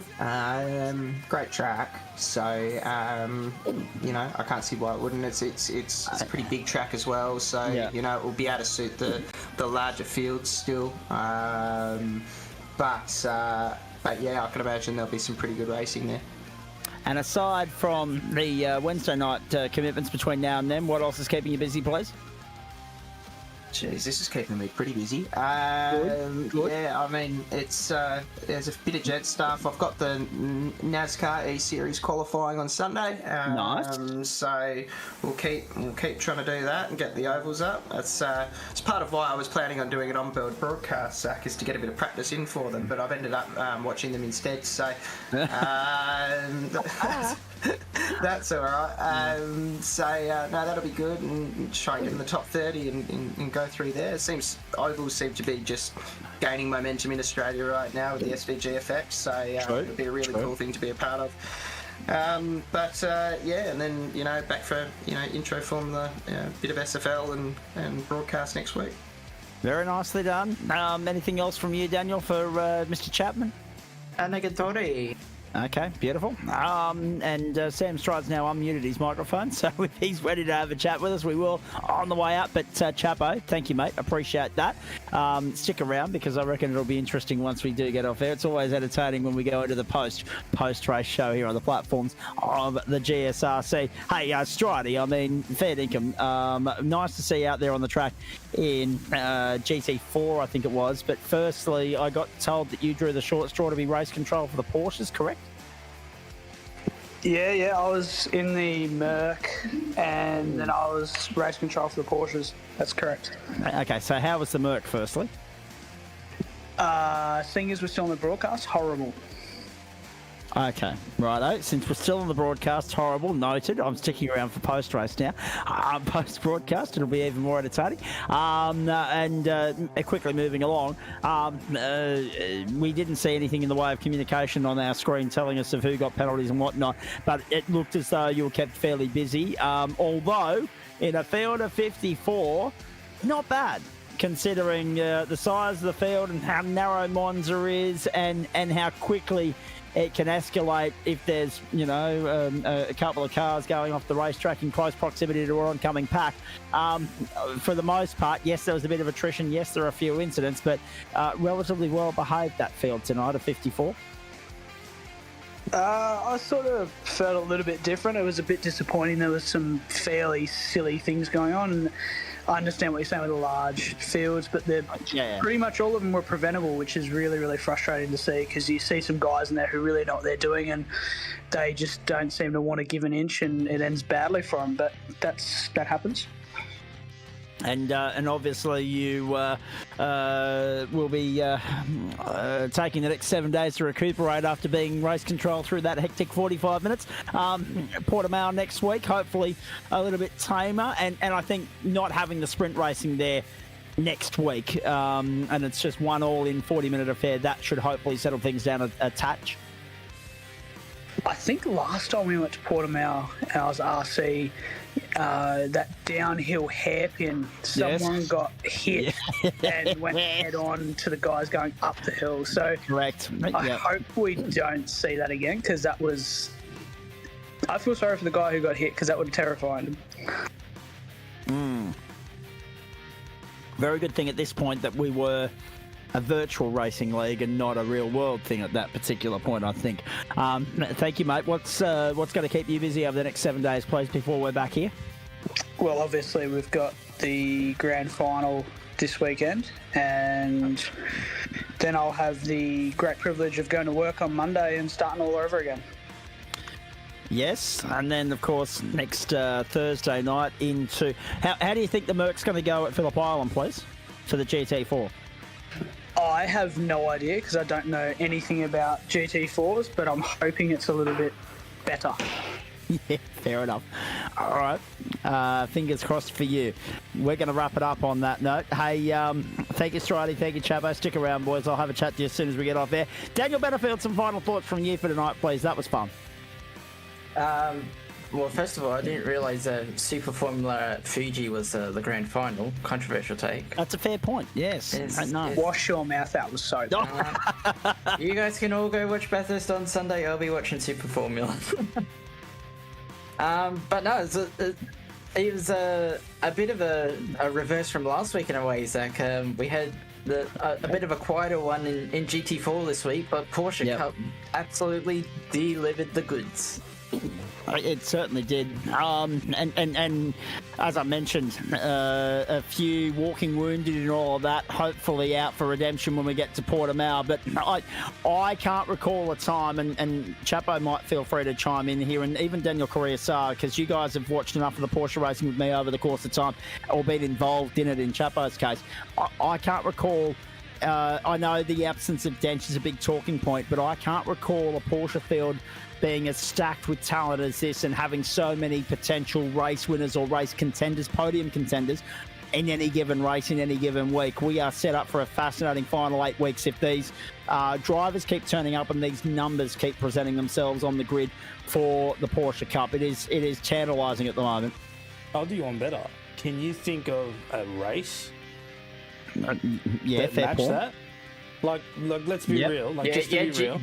GT4 last week. You've got GT4 last week, but but hang on. Formula V used to always throw up some good stuff nah, too. that's Let's different. not- That's Yeah, different. We're true. talking about Porsches, right? So Formula V has its own little pedestal there. But what I'm saying correct. is, Yep. you're talking about a grid of 50 plus cars. You're talking about some of the closest racing we've seen, and the respect that was given. So the fact that they were racing as hard as they were, right, and bumping and trading paint and doing all that, and somehow, right, we managed to get through with minimal crashes, because I can remember Road Atlanta, Yeah. and that didn't go swimmingly, but we true, had come into Monza and everyone expected, like, Monza Turn 1, we joke about it all the time, it always happens. There might be some questions there as to whether or not Ben Pedersen should have stayed as far as he did when he went off the track, but he definitely did do that to not take out the entire front of the grid. So it's a good move that he did it, but then it's sneakily like, I'm serving my slowdown, and he's managed to stay ahead. So whatever, I'll let race control deal with that. But Exactly. I'm sure we'll hear about that in a few moments' time. and Continue. then unfortunately on the second race, you had Sean Rees, who, tried to do the same thing, but he was further back, so there was nowhere for him to actually dodge, and he ends up running into another competitor. But He also did it quite a bit later compared to Pedersen. that's right. Which is also part of the issue. So not only was he further back in the field, he also did it a lot later. That's exactly correct. But on watching the whole thing, mate, like, so when you two are commentating, I mute my mic because I don't need to come across, and you probably would have heard me. Just all the shocks and just the yelling and going on, because there was just things happening all the time. I'm trying to keep across. I only have so much screen space. I can't track that many events and that many people, and I'm trying to find all the battles, and I haven't had to work that hard ever. You should have seen the event tracker last night down in the track. Okay, all right. It just went.